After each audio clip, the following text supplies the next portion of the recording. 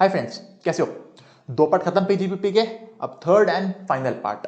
मजा आ रहा है पढ़ने में? आपकी कमेंट्स देख के पता लग रहा है मजा आ रहा है, तो मुझे भी मजा आ रहा है पढ़ा के आपको। अच्छा, एक बात सुन लो। नॉर्मली क्या होता है ना, जब हम कोई टॉपिक स्टार्ट करते हैं, पहले जोश हाई होता है, हम अच्छे से पढ़ते हैं, पर जैसे जैसे एंड आता है टॉपिक का, हमारा जोश भी कम हो जाता है। पर पीजीबीपी के जो लास्ट के टॉपिक्स हैं, 44AA, 44AB, 44AD, 44ADA, 44AE, ये बहुत ज्यादा इंपॉर्टेंट है इस अटेम्प्ट के लिए। वहां से एमसीक्यू भर भर के आ सकते हैं इस बार दोस्तों। और एई से तो प्रैक्टिकल क्वेश्चन आने के 100% चांसेस हैं। और जब मैं 100% बोल रहा हूं, मतलब 100% है, क्योंकि बहुत बड़ी अमेंडमेंट हुई है। तो दोस्तों सुनो, अब जो सेशन चलेंगे 44AA से पहले वाले, उसके लिए मैं शेयर कर रहा हूं अपनी क्लासरूम रिकॉर्डिंग का रिवीजन। वो 1 घंटे का है, वो आप देखो। कोई डाउट है तो मुझे कमेंट करके व्हाट्सएप करके पूछ सकते हो, आपके पास नंबर है मेरा। पर जो 44AA जहां स्टार्ट होगा, वो मैंने आपको अपनी रेगुलर क्लास का जो क्लास है वो शेयर कर दी है। यहां पे ज्यादा बड़ी नहीं है, हाफ एन आवर की है, पर रेगुलर शेयर क्यों करी? मैंने सोचा रिवीजन कराऊंगा 30 मिनट्स का, चलो 10 मिनट में हो जाएगा, पर वो 20 मिनट बचा के मुझे क्या फायदा। पर अगर मैं आपको रेगुलर क्लास दे रहा हूं, उसमें प्रॉपर क्वेश्चन है, और जब वो बहुत इंपॉर्टेंट है अटेम्प्ट के लिए, तो क्यों ना शेयर कर दिया जाए। तो मैंने इस क्लास के एंड में उसको मर्ज कर दिया है। ठीक है, तो अब आपको क्या करना है, ये रिवीजन देखना है, यहां आपका पीजीबीपी कंप्लीट हो जाएगा। पर फिर बता दूं, लास्ट के सेक्शंस बहुत ज्यादा इंपॉर्टेंट है, इसी वजह से रेगुलर क्लास शेयर करिए आपके साथ कि करो। डाउट्स है तो मैं बैठा हूं, कोई दिक्कत नहीं है, मुझे व्हाट्सएप कर सकते हो, मुझे मेल कर सकते हो, वीडियो में कमेंट करके पूछ सकते हो। और बता देना जब खत्म हो जाए पीजीबीपी कि कैसा लगा पीजीबीपी पढ़ के। अब मैं शेयर कर रहा हूं 35 से लेके 43 तक के रिवीजन लेक्चर जो मैंने क्लासरूम रिकॉर्डिंग के हैं रिवीजन वाले, और फिर दूंगा आपको प्रॉपर। आज ही खत्म हो जाएगा आपका पीजीबीपी। चलो अब स्टार्ट कर लो, एंजॉय करो पढ़ना। ठीक है, ठीक है। अब चल रहे हैं सेक्शन नंबर 35 के ऊपर। सेक्शन 35 है साइंटिफिक रिसर्च का एक्सपेंडिचर।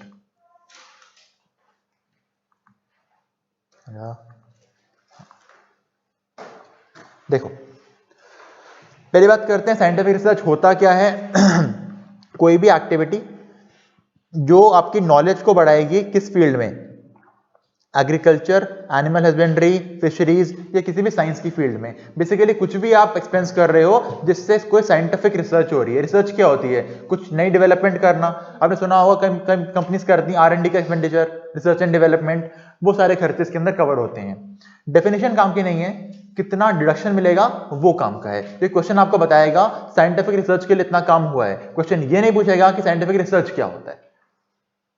देखो, पहली बात होती है साइंटिफिक रिसर्च एक बंदा खुद कर सकता है अपने ऊपर, मतलब अपने बिजनेस के ऊपर।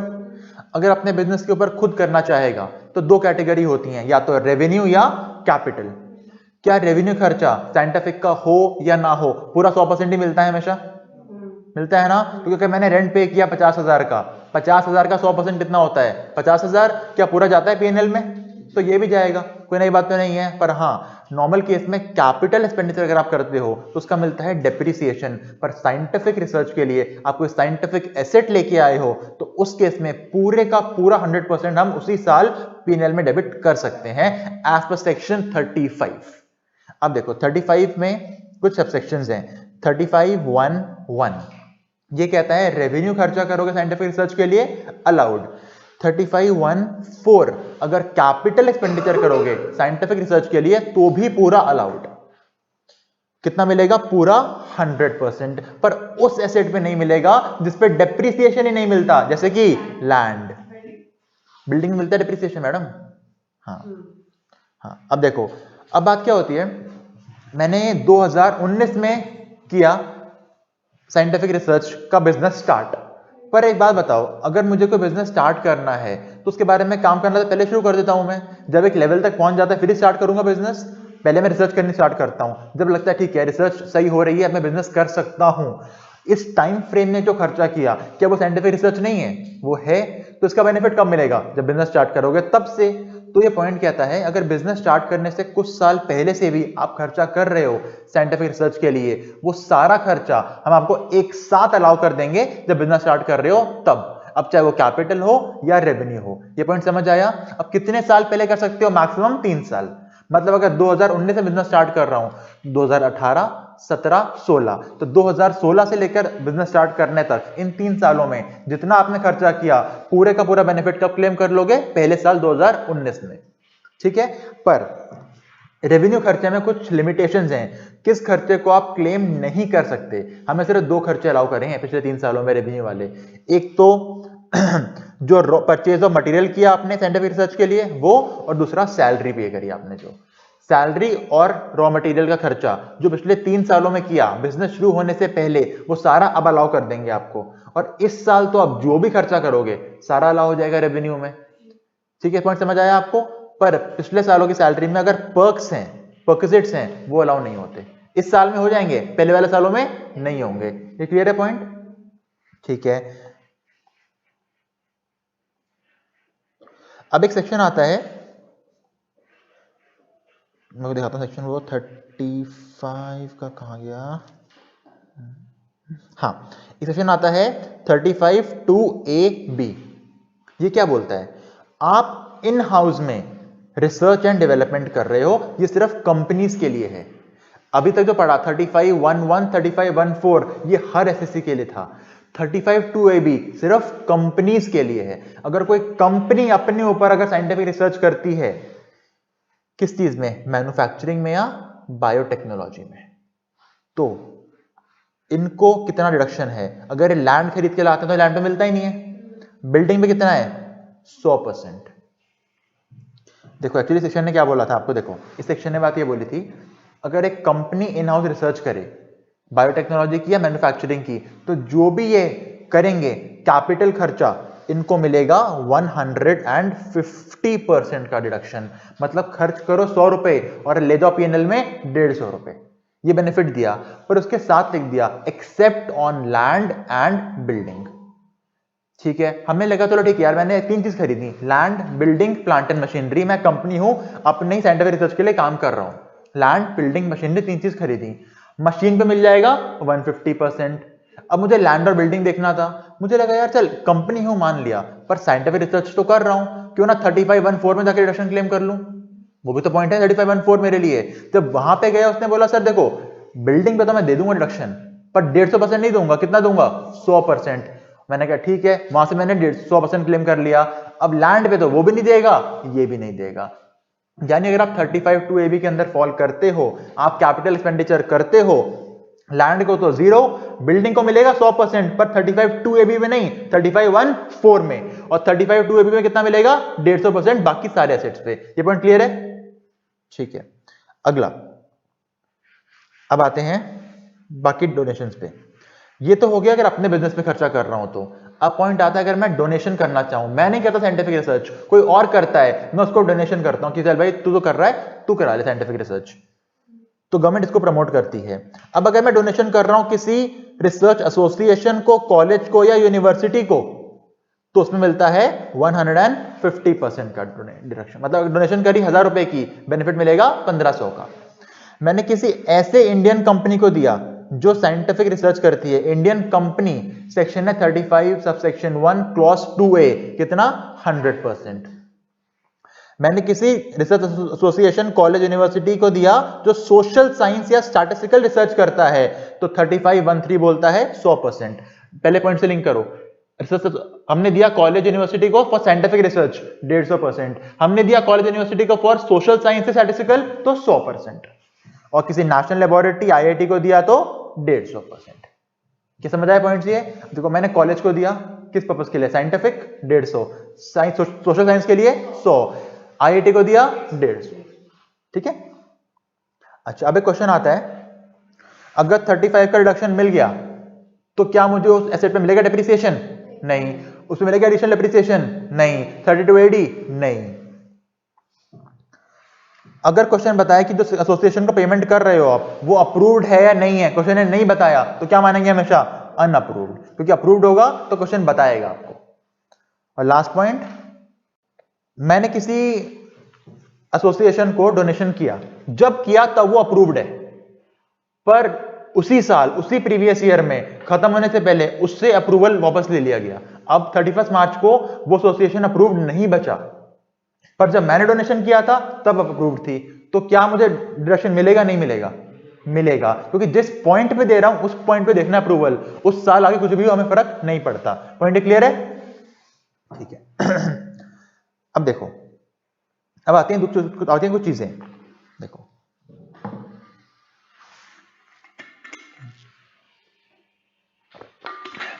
मान लो मैंने कोई एसेट लिया अपने कंपनी में साइंटिफिक रिसर्च के लिए, मैंने कितना परसेंट क्लेम किया होगा उस पर? 100%। ठीक है, अब मैंने वो एसेट मार्केट में बेच दिया। ठीक है, अब देखो मैं अगर एसेट लेके आया 100 का, 100 का एसेट लेके आया, मैं करके दिखाता हूं। देखो देखो,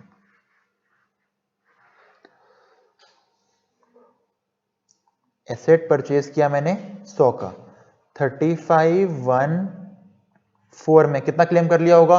पूरा 100? पक्का? ठीक है,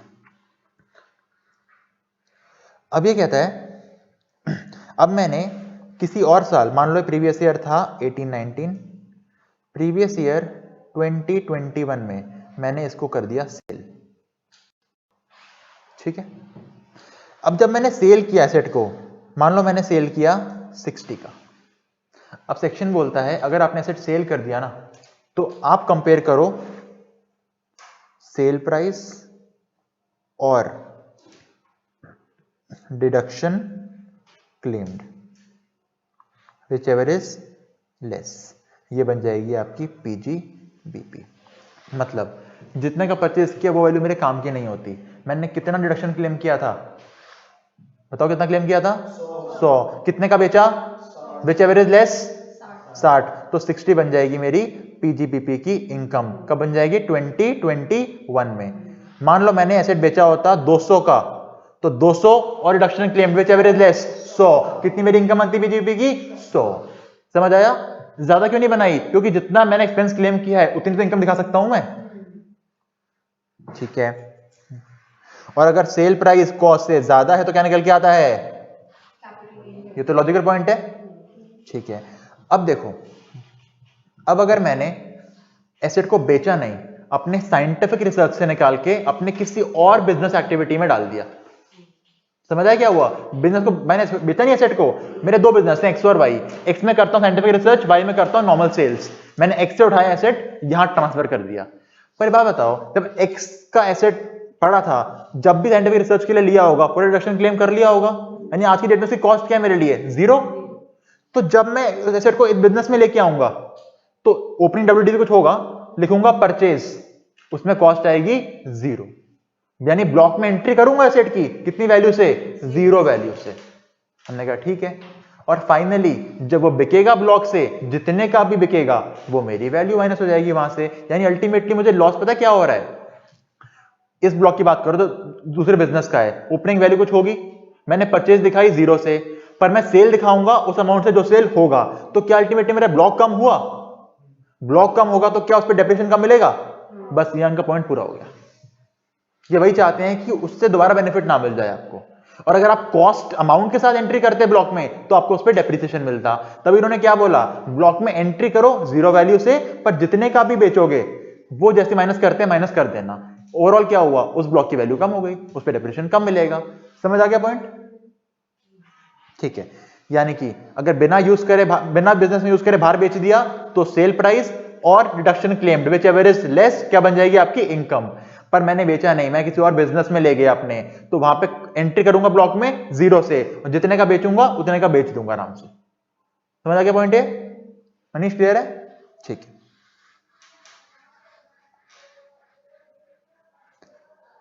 अब एक आता है 35A BB।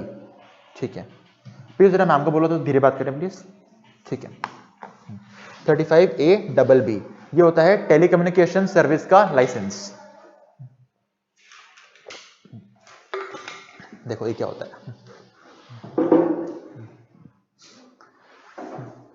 मान लो आप एयरटेल हो, वोडाफोन हो, या कोई कंपनी हो, इन कंपनी ने कभी ना कभी तो ये काम करने के लिए लाइसेंस गवर्नमेंट से लिया होगा। अब ये लाइसेंस को एक साल के लिए मिलता होगा या बहुत लंबे टाइम के लिए मिलता होगा? पक्का? मान लो इनको लाइसेंस मिला 1 करोड़ का फॉर 20 ईयर्स। कितने का मिला लाइसेंस?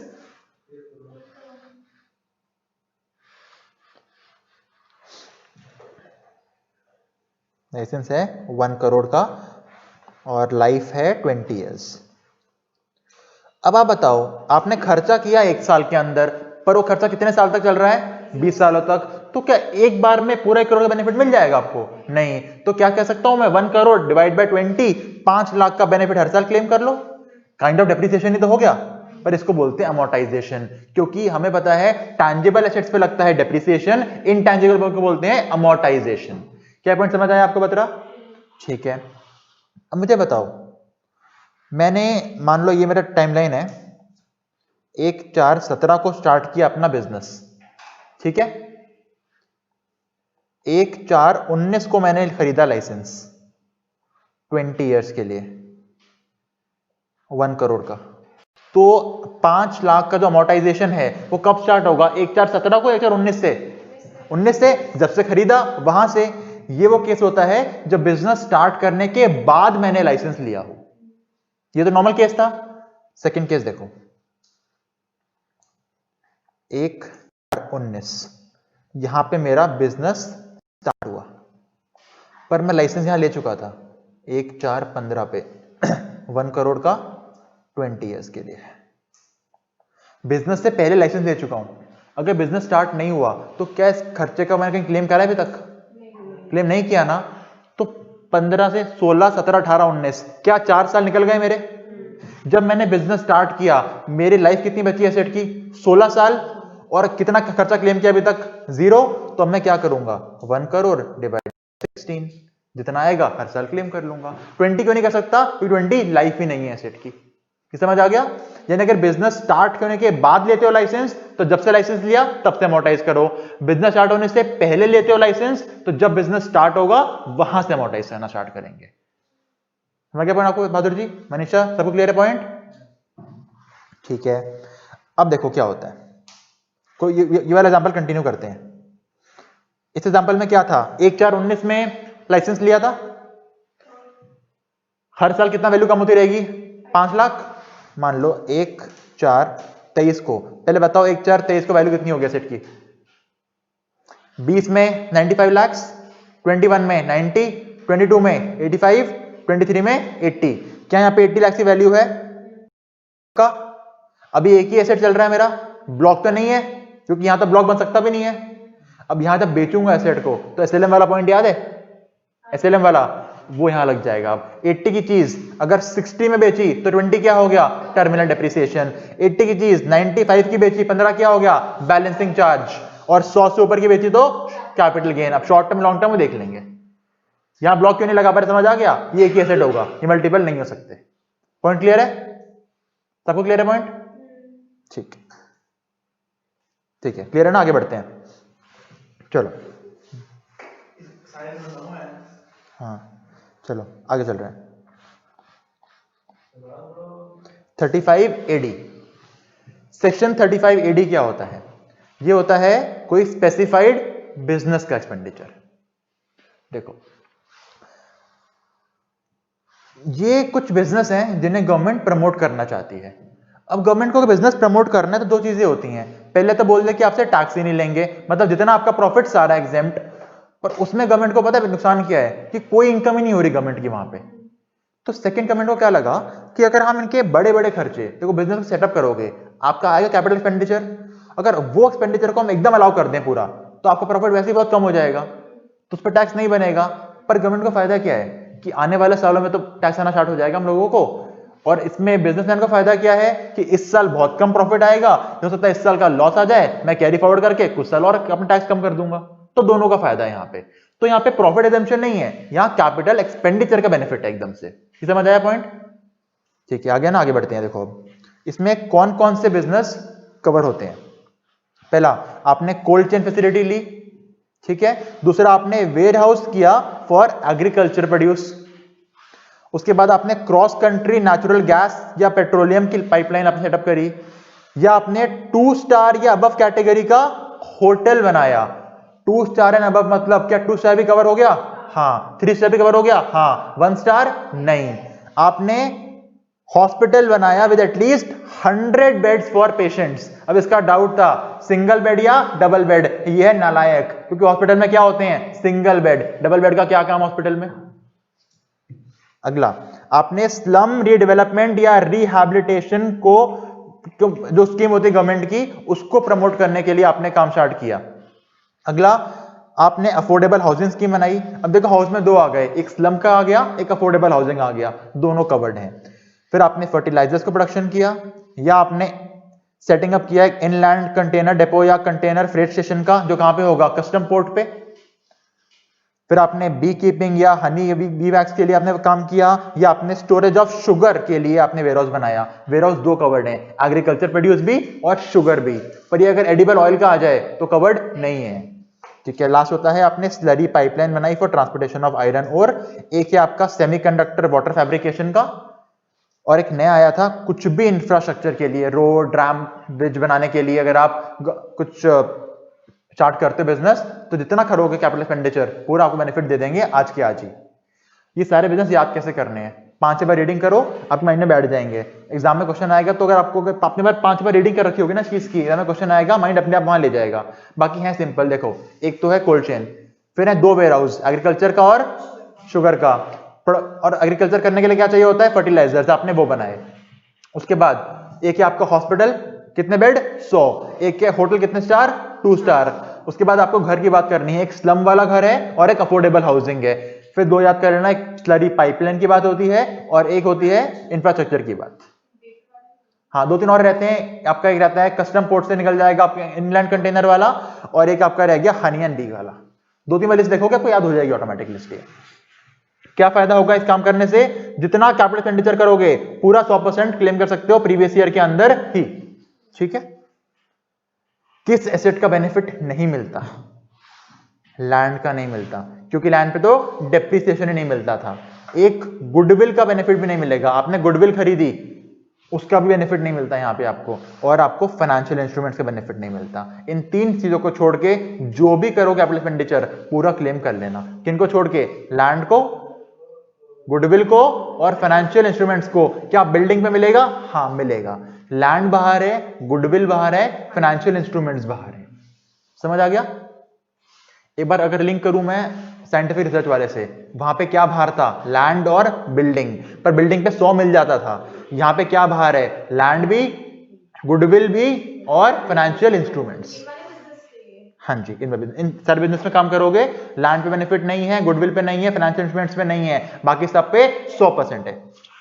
ठीक है, अब वही पॉइंट आता है 10,000 से ऊपर अगर आपने एक दिन में पेमेंट कर दी किसी को तो वो हम अलाउ नहीं करते। मतलब मशीन लेके आए 1 लाख की कैश में, तो 1 लाख का बेनिफिट 0। अच्छा, अब अगर कोई प्रायर पीरियड खर्चा होगा जो आपने बिजनेस स्टार्ट करने से पहले किया, तो अगर आपकी बुक्स में कैपिटलाइज्ड है तो जब बिजनेस स्टार्ट करोगे तब बेनिफिट ले लेना। तो नॉर्मल पॉइंट है, अगर पहले खर्चा करते हो बुक्स में शो कर रखा है, जब बिजनेस स्टार्ट करोगे तब क्लेम कर लेना। और अगर आप बिजनेस स्टार्ट करने के बाद करते हो तो जब करोगे तब क्लेम कर लेना। बस एक चीज है, बिजनेस नया होना चाहिए, पुराना नहीं होना चाहिए कोई। और जो एसेट आप लेके आ रहे हो वो भी सारे न्यू होने चाहिए। पर यहां पे एक एक्सेप्शन है, ये कहती है, देखो क्या, total value of plant and machinery जो यहां पे आ रही है should not exceed 20% of the value of total use in specified business. मतलब देखो, आप सेकेंड हैंड मशीन भी यहां पे ला सकते हो, पर सेकेंड हैंड मशीन कितनी ला सकते हो उसकी लिमिट है।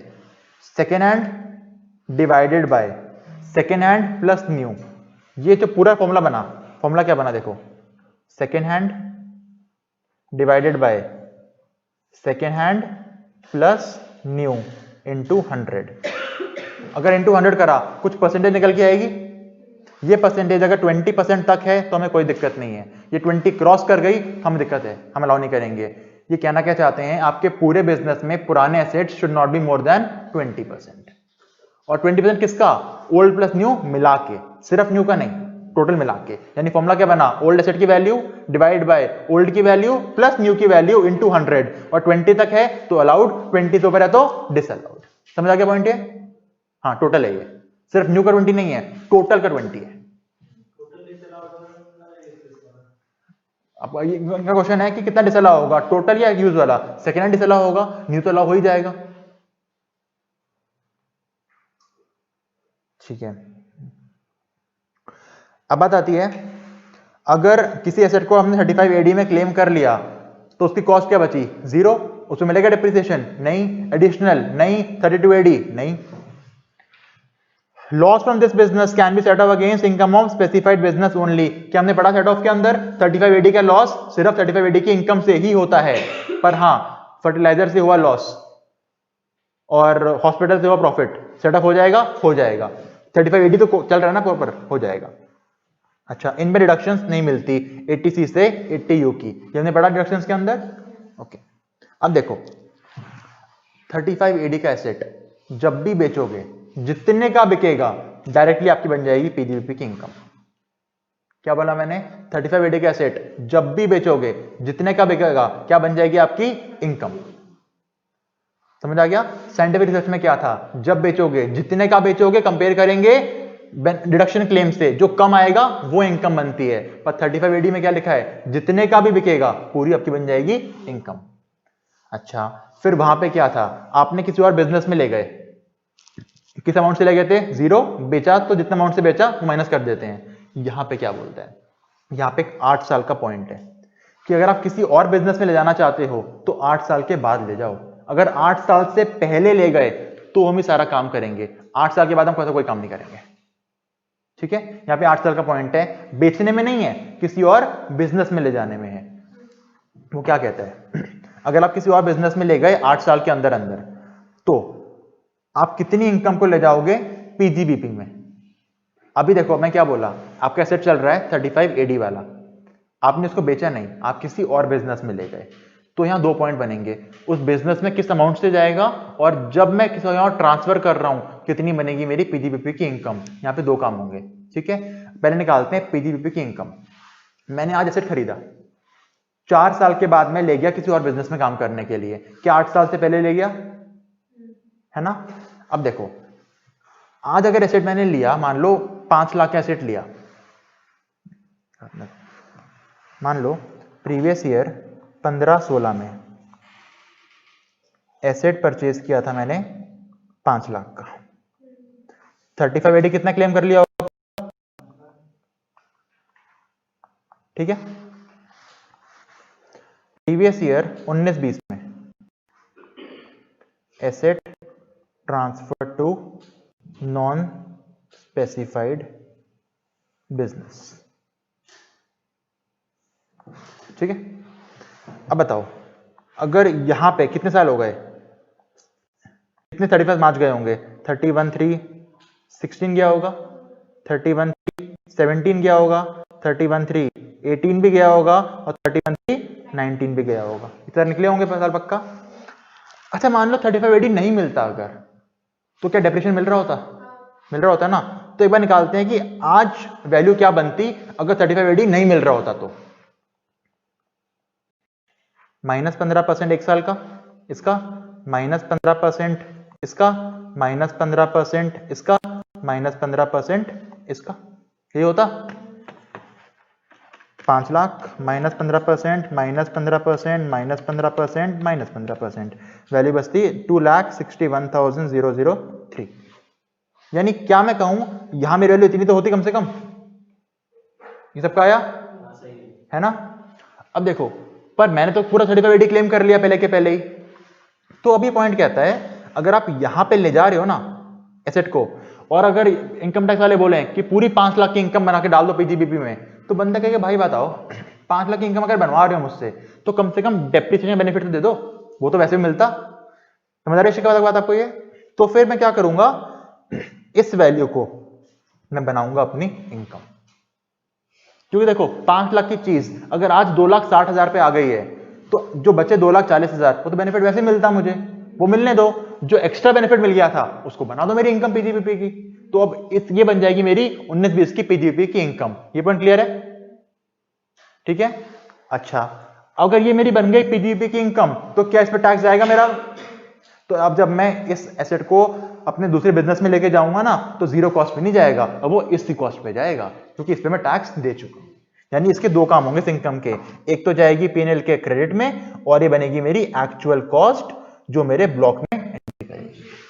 समझ आ गया पॉइंट आपको? ये सबको क्लियर है? ठीक ठीक है, ये खत्म हो गया आपका सेक्शन 35 AD। कुछ छोटे सेक्शन है मैं छोड़ रहा हूं, रीडिंग कर लेना, फिर क्लियर हो जाएंगे अपने आप आपको। अब चलते हैं 35D। ये होता है प्रीलिमिनरी एक्सपेंसेस का सेक्शन। ये क्या बोलता है? पता है क्या होते हैं प्रीलिमिनरी एक्सपेंसेस? बिजनेस स्टार्ट करने से पहले जो खर्चे होते हैं, वो तो बहुत सारे खर्चे हो सकते हैं, पर इनकम टैक्स सबको अलाउ नहीं करता। इनकम टैक्स समझ आते हैं ये 7 खर्चे हैं बस। कहता अगर ये 7 खर्चे हैं बिजनेस स्टार्ट करने से पहले, इनका बेनिफिट मैं आपको दूंगा। कौन कौन से? आपने फिजिबिलिटी स्टडी कराई या प्रोजेक्ट रिपोर्ट बनवाई किसी बंदे से देखने के लिए कि जो मैं काम करने जा रहा हूं वो फिजिबल भी है करने के लिए या नहीं है। दूसरा, मार्केट सर्वे कि जहां मैं करने जा रहा हूं बिजनेस, क्या वो जरूरत है करने की, वहां पे पॉसिबल है चलने के लिए। फिर इंजीनियरिंग सर्विसेज, अगर मुझे बिल्डिंग बनानी है, कुछ मशीन चाहिए, जरूरत पड़ेगी इंजीनियर की। ड्राफ्टिंग या प्रिंटिंग ऑफ एमओ या एओए, ये भी जरूरत है कंपनी स्टार्ट करने से पहले। लीगल फीस जाती है बंदों को, अगर मुझे शेयर इशू करने हैं, डिबेंचर इशू करने हैं तो पब्लिक इशू खर्चे जाएंगे। और इसके अलावा कोई और खर्चा तो सीबीडीटी आपको बताए।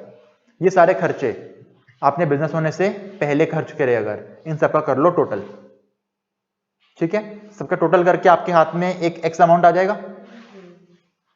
ठीक है, अब एसएससी बोलेगा पूरा एक्स अमाउंट अलाउ करो मुझे, तो ये बोलेगा ना, इनकम टैक्स वाले बोलेंगे रुक जा, देख तूने ये एक्स अमाउंट निकाल दिया मेरे पास, जितने खर्चे एक्चुअल करे उससे एक्स अमाउंट ही बोला मैंने अभी तक, उससे कंपेयर करेंगे 5% of the cost of project से। यानी इनकम टैक्स वाले बोलेंगे पहले भाई अपना कॉस्ट ऑफ प्रोजेक्ट निकाल के ला। मैंने कहा वो क्या होता है? उन्होंने कहा देखो जी, कॉस्ट ऑफ प्रोजेक्ट मतलब होता है जितने आपने पैसे लगाए हैं फिक्स्ड एसेट्स के अंदर, उसे कहते हैं कॉस्ट ऑफ प्रोजेक्ट। मतलब आप अपनी बैलेंस शीट पे जाओ, देखो आपके कितने बचे हैं फिक्स्ड एसेट्स, उसका टोटल करो, उसका निकाल दो 5%। जो अमाउंट निकल के आएगा, मान लो वाई निकल के आ गया अमाउंट, एक्स और वाई को कंपेयर करो, जो कम आएगा उतना बेनिफिट अलाउ करेंगे आपको। एक्स क्या है? जितना खर्चा मैंने करा। वाई क्या है? 5% of the value of fixed assets, जो कम आएगा उतना बेनिफिट मिल जाएगा। मैंने कहा ठीक है, पर वो बेनिफिट भी एक साथ नहीं मिलेगा, आने वाले 5 सालों तक मिलेगा। यानी जो भी विच एवरेज लोअर निकल के आएगा ना, इसको कर दो डिवाइड बाय 5 और 5 सालों तक क्लेम करते रहो हर साल। समझ आया बात? ये दोनों में से जो निकल गया उसको 5 इयर्स में। हाँ, यानी एक तो हो गया एक्स जितना आपने खर्चा करा आने वाले सालों में, वाई हो गया आपके फिक्स्ड एसेट्स का 5%, दोनों में जो कम निकल के आया उसको डिवाइड करोगे 5 से और हर साल क्लेम कर लोगे। ये पॉइंट क्लियर है? ठीक है। पर अगर आप इंडियन कंपनी हो, ये बात थी कंपनी के अलावा लोगों के लिए, इंडियन कंपनी में एक्स तो सेम है, पर यहां पे वाई भी है और जेड भी है। एक्स को रख दो साइड एक मिनट के लिए, वो तो एक्चुअल खर्चा है। वाई क्या होता है? 5% ऑफ सीओपी। जेड क्या होता है? 5% of capital employed. What is capital employed now?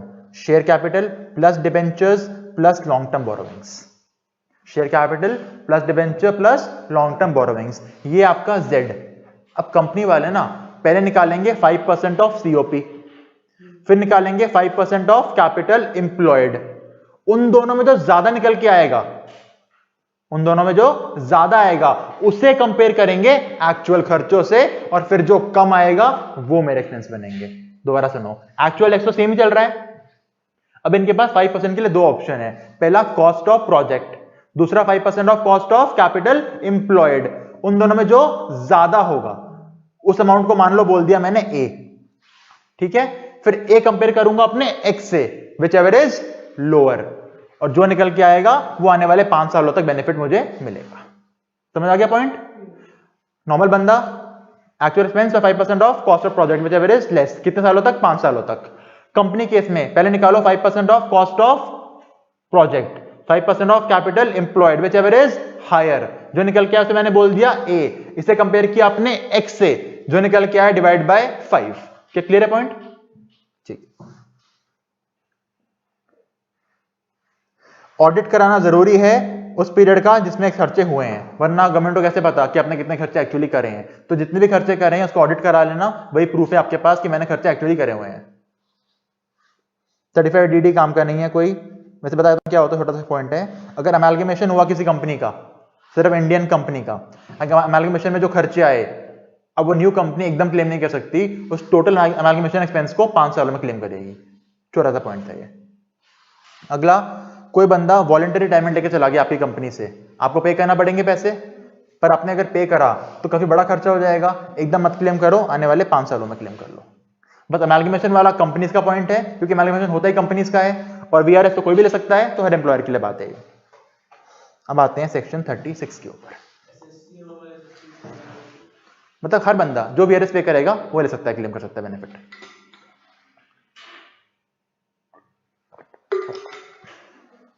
ठीक है, चलो आगे। एक डाउट था किसी का कि यहां पे ऑल एसएससी का मतलब क्या है। मतलब जो एम्प्लॉयर कोई भी हो, एम्प्लॉयर इंडिविजुअल हो, फर्म हो, कंपनी हो, कोई एओपी बीओआई कोई भी हो, जो पे करेगा वीआरएस सबको बेनिफिट है ये। पर अमेलगमेशन बेनिफिट सिर्फ कंपनी को है, वो भी कौन सी, इंडियन कंपनी को। ठीक है, चलो चलते सेक्शन 36 के ऊपर। नाम क्या है, अदर डिडक्शंस।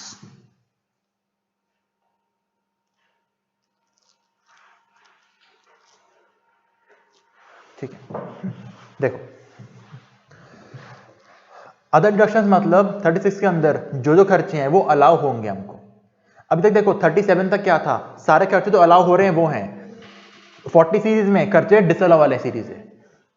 देखो यहाँ पे क्या है, आपने स्टॉक इन ट्रेड का इंश्योरेंस कराया, अलाउड डिसअलाउड, अलाउड होना चाहिए।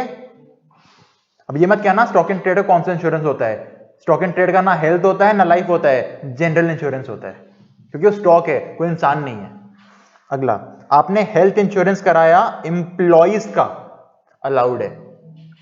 हाँ, एक बात ध्यान रखना, हेल्थ इंश्योरेंस हमेशा अलाउ होता है, लाइफ इंश्योरेंस हमेशा डिसअलाउ होता है। पर हेल्थ इंश्योरेंस तभी अलाउ होगा अगर अदर देन कैश है तो। आपने बोनस या कमीशन पे किया एम्प्लॉइज को, अलाउड है, कोई दिक्कत नहीं है। पर सेक्शन 43B को याद रखना। 43B क्या होता है अभी हम देखेंगे थोड़ी देर बाद।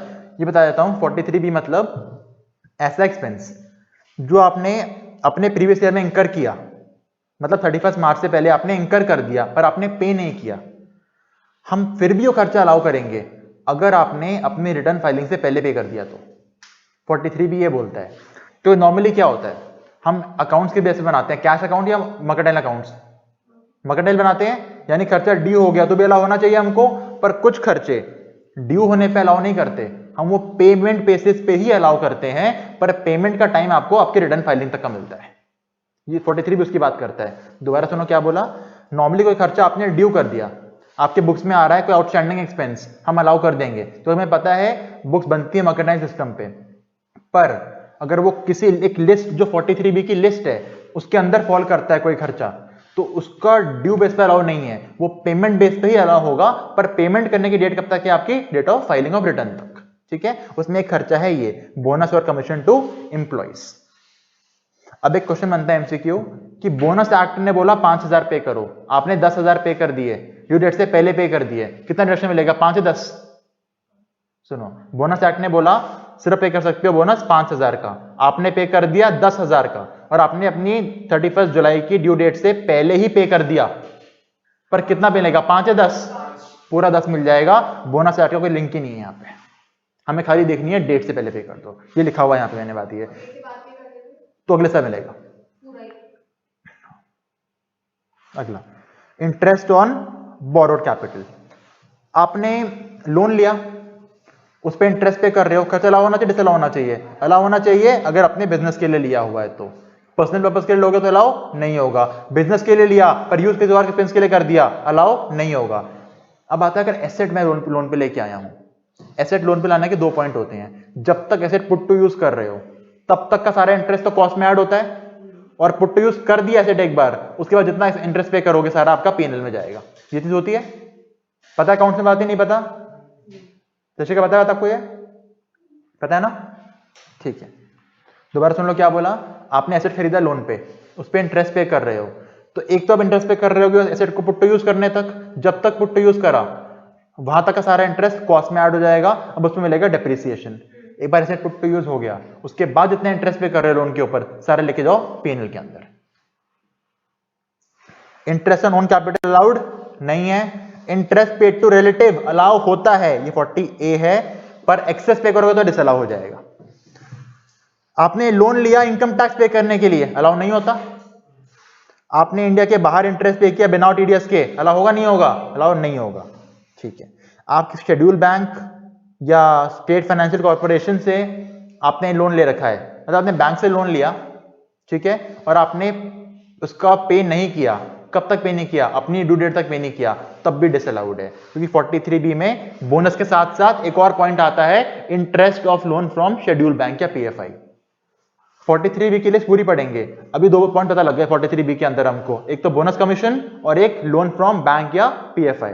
ठीक है, अगला डिस्काउंट मिला जीरो कूपन बॉन्ड पे, अलाउड है, पर एक साथ अलाउड नहीं है, पूरी लाइफ में अलाउ होता है। जीरो कूपन बॉन्ड क्या होते हैं? 1000 रुपए का बॉन्ड है, आपको आज मिल जाएगा 700 रुपए का। आपको कंपनी बोलती है सर आप 700 का बॉन्ड ले जाओ, 3 साल बाद आना 1000 रुपए ले जाना। वैसे बॉन्ड पे मिलता है इंटरेस्ट, इन पे मिलता है इंटरेस्ट नहीं, क्योंकि आपको 1000 की चीज 700 में मिल रही है, तो क्या 300 का फायदा हुआ आपको? पर कंपनी के पॉइंट से सोचो, कंपनी को 300 का नुकसान हुआ, क्या उनका एक्सपेंस है? पर वो 300 का एक्सपेंस 1 साल का या 3 साल का मिला के है, तो 300 डिवाइड बाय 3, 100 हर साल क्लेम करेगी कंपनी। काइंड ऑफ अगर कंपनी बॉन्ड्स पे इंटरेस्ट पे करती, वो भी हर साल क्लेम होता, ये भी एक तरह का इंटरेस्ट ही है। अगला, एम्प्लॉयर ने पैसे डाले एसपीएफ, आरपीएफ या किसी और फंड में, जो लॉ अप्रूव करता है, क्या वो खर्चा अलाउड है एम्प्लॉयर को? अलाउड है, वहां भी 43B आ जाएगा। 43B मतलब ड्यू डेट से पहले पे कर देना। अब देखो 43B के 3 पॉइंट हो गए, जो खर्चे अगर हम ड्यू डेट से पहले पे नहीं करते हैं डिसअलाउ होते हैं। पहला क्या है? बोनस और कमीशन टू एम्प्लॉइज। दूसरा आपने लोन ले रखा है बैंक या पीएफआई से, और तीसरा आ गया एम्प्लॉयर ने पैसे डाले आरपीएफ, एसपीएफ वगैरह में। अगला, एम्प्लॉयर ने पैसे डाले पेंशन स्कीम में, 80CCD पढ़ी थी हमने, उसमें क्या बोलता है? एम्प्लॉयर का कंट्रीब्यूशन और 10% of salary which ever is less, उतना अलाउ होता है? अलाउ होता है उतना, पर वो भी तभी अलाउ होगा अगर 43B से पहले जमा कर दिया होगा तो।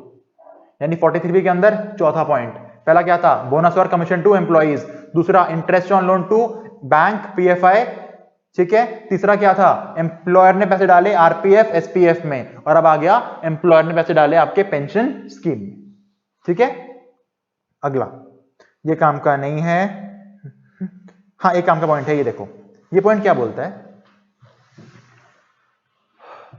आपके बॉस ने, अच्छा आप अगर आप जॉब करते हो और आपको पीएफ जमा करना होता है, 2 पॉइंट होते हैं, एक एम्प्लॉयर खुद जमा करता है, एक एम्प्लॉय खुद जमा करता है, पर असली में एम्प्लॉय जमा नहीं करता, एम्प्लॉयर का काट के उसकी सैलरी से खुद जमा करके आता है। यानी एम्प्लॉयर अब 2 चीज जमा करता है, अपना एम्प्लॉयर का पोर्शन और एम्प्लॉय का पोर्शन। ठीक है, अब देखो उसने एम्प्लॉय की सैलरी से पीएफ काट लिया पर जमा नहीं कराया, तो जब वो काटेगा ना पीएफ, जब तक जमा नहीं कराता तब तक वो अमाउंट रहता है एम्प्लॉयर के पीएनएल के क्रेडिट में, उसकी इनकम मान के रहता है। और इनकम मान के क्यों रहता है? क्योंकि अगर इनकम है, उसने जमा नहीं कराया तो उसका खर्चा नहीं हटेगा वहां से, और अगर खर्चा नहीं हटा उसको टैक्स पे करना पड़ जाएगा। इसलिए ये पीडीपी में सेक्शन है, अगर आपके बॉस ने आपका पीएफ काटा, जब तक वो जमा नहीं कराता वो उसके पीएनएल में पड़ा रहेगा और उसे जमा कराना पड़ेगा, जमा नहीं कराएगा तो उस पर टैक्स आ जाएगा उसका। अगला, animals used in the business. कई बिजनेस होते हैं, आपको एनिमल यूज करने पड़ते हैं, जैसे पोल्ट्री फार्म। ठीक है, अब क्या हुआ, देखो आपने यूज किया, आपने परचेज किया एनिमल्स को, एनिमल परचेज करोगे, कोई एक्सपेंस का बेनिफिट नहीं मिलता आपको, ना आपके पीएनएल में जाएगा ना आपको मिलेगा डेप्रिसिएशन। पर जब एसेट, जब एनिमल मर गया तो तब आप देखोगे जितने का आपने खरीदा था और जितने का वो बिका, उसके डिफरेंस का बेनिफिट आपको अब मिलेगा। यानी एनिमल्स के केस में जब लाते हो तब बेनिफिट नहीं है, जब वो जाता है तो बेनिफिट है। और कितना बेनिफिट है? जितने का खरीदा, जितने का बिका, जो बैलेंस है वो आपका एक्सपेंस है, वो आपका चला जाएगा पीएनएल के डेबिट में। एनिमल में ध्यान रखना, आने पे खर्चा नहीं है, जाने पे खर्चा है। अब एक आता है बैड डेट्स का पॉइंट। देखो बैड डेट्स 2 तरह के होते हैं, एक्चुअल और प्रोविजन।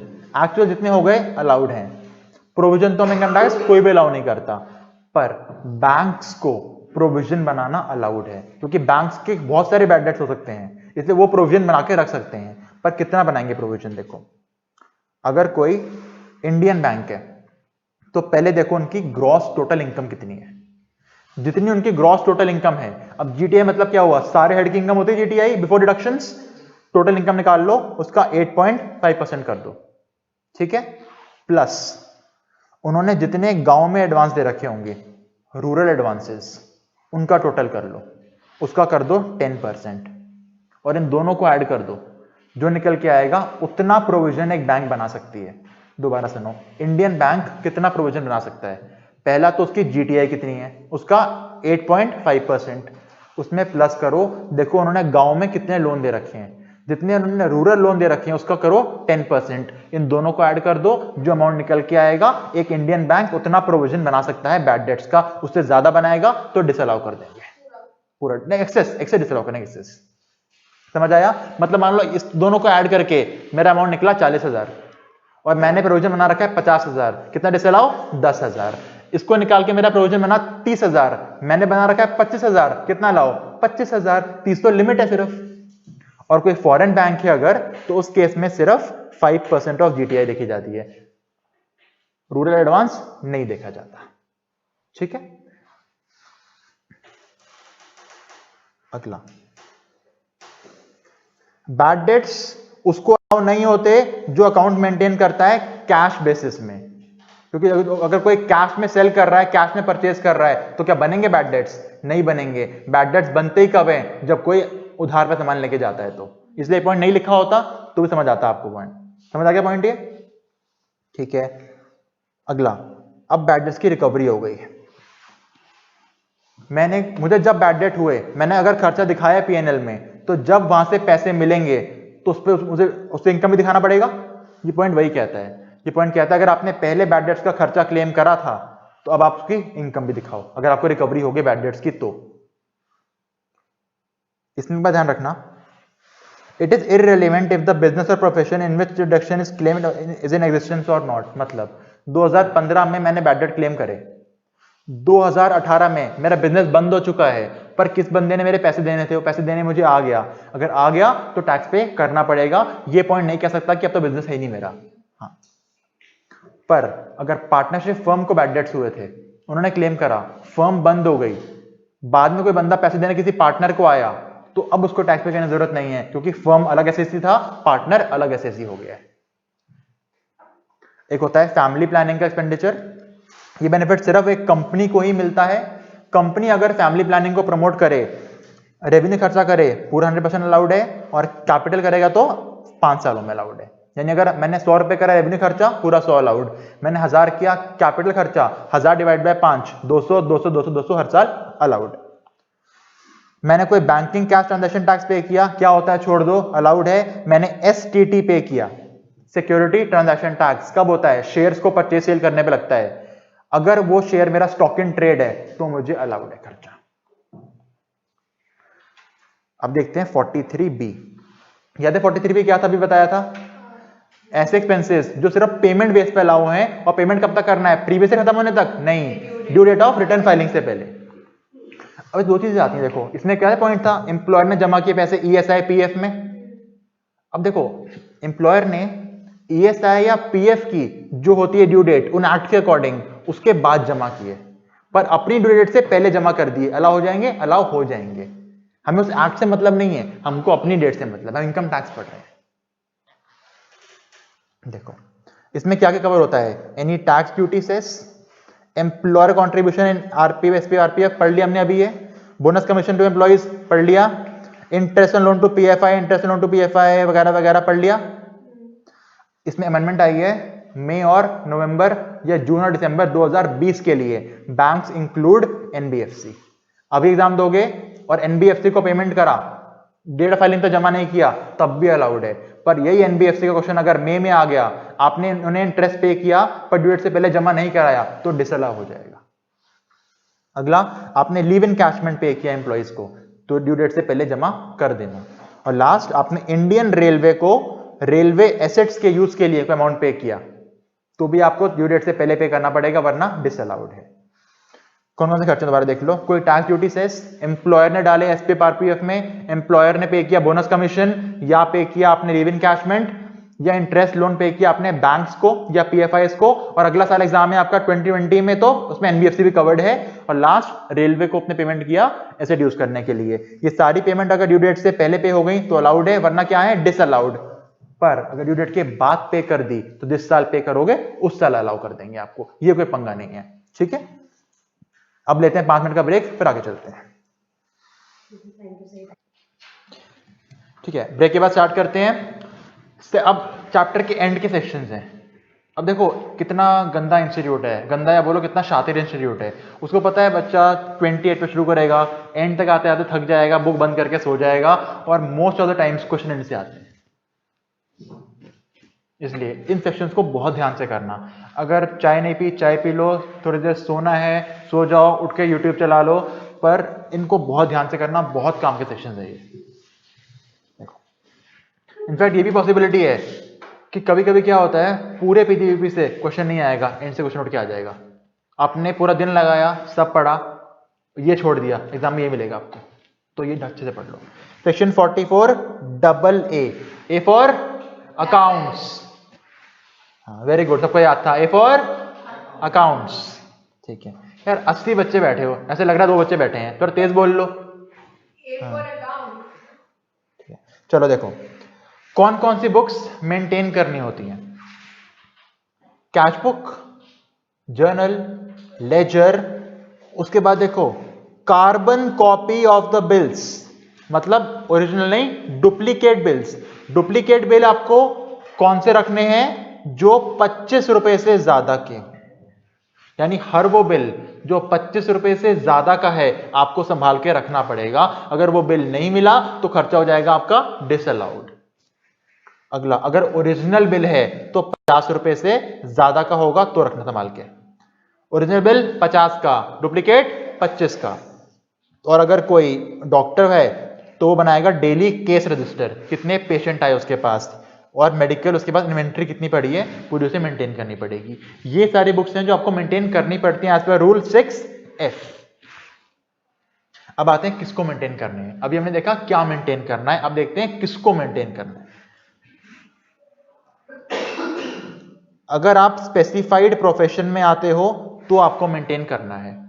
स्पेसिफाइड प्रोफेशन क्या क्या होते हैं, legal lawyers, medical doctors, engineering engineers, architecture architects, accountancy accountants, technical consultancy कोई टेक्निकल देना चाहता है वो, interior decoration, film artist, CS, IT वाला बंदा, और एनी अदर प्रोफेशन जो CBDT नोटिफाई कर दे।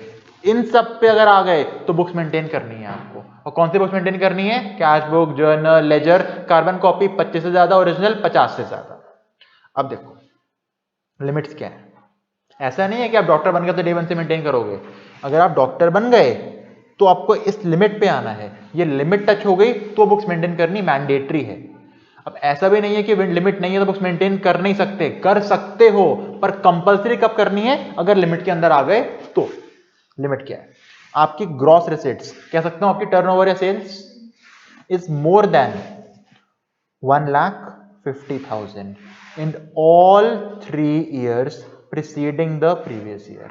मतलब अगर प्रीवियस ईयर है आपका 1920, पहले के 3 साल 18-19,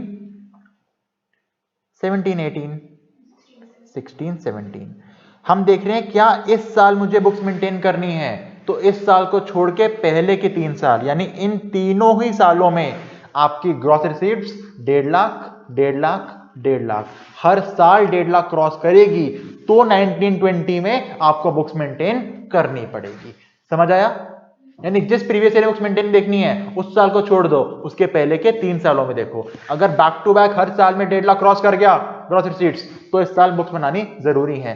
अगर 16-17 में मान लो 2 लाख, 17-18 में 3 लाख, पर 18-19 में 1 लाख, तो अब बुक्स मेंटेन नहीं करनी, क्योंकि तीनों सालों में 1.5 लाख क्रॉस नहीं हुआ। समझ आ गया पॉइंट ये? ठीक है। हाँ, अब देखो अगर नया प्रोफेशन स्टार्ट किया, इसी साल स्टार्ट करा प्रोफेशन मैंने, फिर तो पहले के 3 साल का पॉइंट ही नहीं है। तो इसमें क्या बोला जाता है आपको कि देखो जी अगर नया स्टार्ट कर रहे हो तो जब स्टार्ट कर रहे हो तब देखो इस साल क्या होगा। अगर आपको लगता है इस साल 1.5 लाख से ऊपर है तो मेंटेन करो, लगता है इस साल 1.5 लाख क्रॉस नहीं होगा तो मत करो। ये बात है। बेसिकली देखो सेक्शन ने क्या बोला, आपने नया नया स्टार्ट किया, आज ही आप CS बने, अपनी प्रैक्टिस खोल के बैठ गए, डे 1 पे सोच रहे हो बुक्स मेंटेन करूं ना करूं। सेक्शन बोलता है पहले के 3 साल देखो, नया बिजनेस स्टार्ट किया है, पहले 3 साल है मेरे पास, है ही नहीं, तो सेक्शन बोलता है 1 अप्रैल को सोच लो, क्या इस पूरे साल में मेरी सेल्स 1.5 लाख क्रॉस करेंगी? अगर हाँ तो बुक्स मेंटेन करने बैठ जाओ, लगता है नहीं करेंगी तो मत करो। ड्यूरिंग द ईयर कभी लगा दिख, मतलब कभी दिख गया कि 1.5 लाख क्रॉस हो गई है तो कर दो मेंटेन, पर करनी पड़ेगी शुरू से मेंटेन, वरना पेनल्टी रख जाएगी। संस्कृति नाम है इस लड़की का, इसने बोला फिर तो 3 साल की करनी पड़ेंगी। अब इस गवार को कौन बताए, इस साल बिजनेस स्टार्ट किया है तो पहले के 3 सालों की हवा बुक्स मेंटेन करके आएंगी मैडम अपनी। हाँ हाँ, समझ आ गया पॉइंट आपको?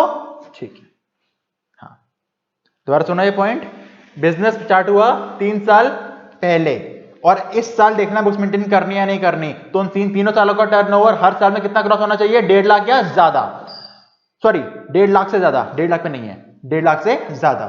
हाँ, अगर इस साल नया बिजनेस नया प्रोफेशन स्टार्ट किया आपने और वो स्पेसिफाइड है तो पहले के 3 सालों का तो 0 होगा, तो इस साल आपको देखना है 1 अप्रैल को ही क्या 1.5 लाख क्रॉस करेगा। अगर लगता है करेगा तो मेंटेन करो, पर आपको लगता है नहीं करेगा, 10 अक्टूबर को आके आपको लगा कि यार 10 लगेगा नहीं, 10 अक्टूबर को दिखा अरे यार 1.5 लाख क्रॉस कर गया, तो अब तो मेंटेन करनी पड़ेगी, तो 10 अक्टूबर से नहीं 1 अप्रैल से ही करनी पड़ेगी पूरी मेंटेन, वरना लग जाएगी पेनल्टी। ठीक है, ये हो गया प्रोफेशन की बात। अब बात करते हैं बिजनेस की।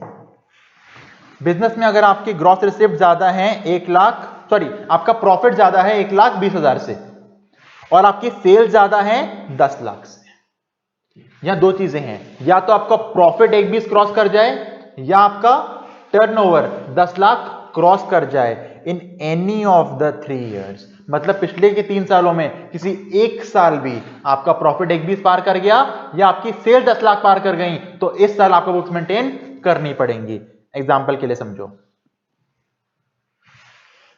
प्रीवियस ईयर है आपका 1920, ठीक है, पिछले 3 साल लिख लेते हैं एक बार, 18-19, 17-18, 16-17, यहां लिखता हूं मैं पीजीबीपी का प्रॉफिट और यहां लिखता हूं मैं आपकी ग्रॉस रिसिप्ट्स। मान लो यहां प्रॉफिट है आपका 70,000 का और यहां रिसिप्ट है आपकी 9 लाख की, ग्रॉस रिसिप्ट है आपके 1,20,000 के और ये आपका 10 लाख का, पीजीबीपी है आपका 1,35,000 का और ग्रॉस रिसिप्ट है आपकी 9 लाख की। 3 साल का डेटा है। अब बताओ 19-20 में बुक्स मेंटेन करनी है या नहीं करनी? करनी है। क्यों करनी है? देखो यहां पे 70-20 से कम है, 10 लाख भी 90 से कम है, ये साल तो आउट कर गया। इस साल 120 लिमिट के अंदर है, 10 लाख लिमिट के अंदर है, क्रॉस नहीं किया, यहां भी कहता है मत करो मेंटेन। इस साल 9 लाख तो लिमिट में है पर 1,35 लिमिट क्रॉस कर गया, तो एक भी चीज पिछले सालों में कर गई तो 1920 में बुक्स मेंटेन करनी पड़ेगी। इन एनी है, प्रोफेशन में ऑल था, बिजनेस में कोई एक भी हो तो करनी पड़ेगी। समझ आ गया पॉइंट? ठीक है। अब अगर कोई इंडिविजुअली एचयूएफ है, यानी कि अगर इंडिविजुअल एचयूएफ यहां पे आ गए, मतलब वो सारे क्या चल रहे थे, other than for individual and HUF, या अगर आप इंडिविजुअल हो एचयूएफ हो और आप बिजनेस कर रहे हो या प्रोफेशन कर रहे हो, तो आपको बुक्स मेंटेन कब करनी है? अगर आपकी टोटल इनकम और आपका टर्नओवर में, अब देखो 1,20 को बढ़ा के कर दिया 2.5 लाख और 10 लाख को बढ़ा के बोल दिया 25 लाख, बाकी सेम पॉइंट है। ठीक है। और अगर आप आते हो प्रिजम्पटिव इनकम बेस सेक्शन में, जो हम आगे पढ़ने वाले हैं अभी, उसमें तो आपको हमेशा बुक्स मेंटेन करनी है अगर आप कम प्रॉफिट पर टैक्स देना चाहते हो। अब कम प्रॉफिट पर टैक्स देने का मतलब क्या है, थोड़ी देर में देखते हैं। अच्छा, डुप्लीकेट बिल कितने के ऊपर के संभालने पड़ेंगे? 25 से ऊपर के रखने पड़ेंगे। अगर नहीं रखते तो क्या है, 25 का बिल नहीं रखोगे तो पेनल्टी है कितने की? 25,000 की। ऐसे याद कर लो, 25 का बिल घुमा दिया, पेनल्टी कितने की है? 25,000 की। अब चलते हैं 44AB के ऊपर। 44AB कैसे याद किया था? अब होगा टैक्स ऑडिट। किसको कराना है टैक्स ऑडिट? अगर आप कर रहे हो बिजनेस, क्या कर रहे हो? बिजनेस, और आपका टर्नओवर अपने प्रीवियस ईयर में 1 करोड़ से ज्यादा है, 1 करोड़ पे टैक्स ऑडिट नहीं है, 1 करोड़ से ज्यादा है तो कराना पड़ेगा टैक्स ऑडिट। संस्कृति अगर प्रीवियस ईयर 1920 का देखना है टैक्स ऑडिट कराना है नहीं कराना, तो टर्नओवर किस साल का देखेंगे? इसने बोला 1819 का। ये बेवकूफ को कौन समझाए कि जिस साल टैक्स ऑडिट होना है, क्या 31 मार्च को मुझे पता नहीं लग जाएगा कितना टर्नओवर है मेरा? हाँ तो पता लग जाएगा, तो जिस साल पता लग गया उस साल क्या हो जाएगा? Tax audit. इसलिए पिछले साल का नहीं देखते, जिस साल होता है उस साल का ही देखा जाता है, क्योंकि टैक्स ऑडिट होता है ईयर के बाद। समझ आ गई बात? अगर मैं बोलूं 1819 का टैक्स ऑडिट कराना है तो कब का टर्नओवर देखा जाएगा? 1819 का ही। मैं संस्कृति की प्रोफाइल का लिंक दे दूंगा कमेंट्स में, देख लेना। ये हमारी रैंकर है। हाँ, अगला अब आते हैं प्रोफेशंस के ऊपर। बिजनेस की लिमिट थी 1 करोड़ और प्रोफेशन की लिमिट है 50 लाख, यानी 50 लाख से ऊपर हो गया तो करना पड़ेगा टैक्स ऑडिट। प्रोफेशन मतलब क्या? वही स्पेसिफाइड की लिस्ट जो ऊपर थी। अब आते हैं, अगर आप प्रिजम्पटिव में जाते हो, 44 AD, 44 ADA, 44 AE। पहले समझो प्रिजम्पटिव होता क्या है।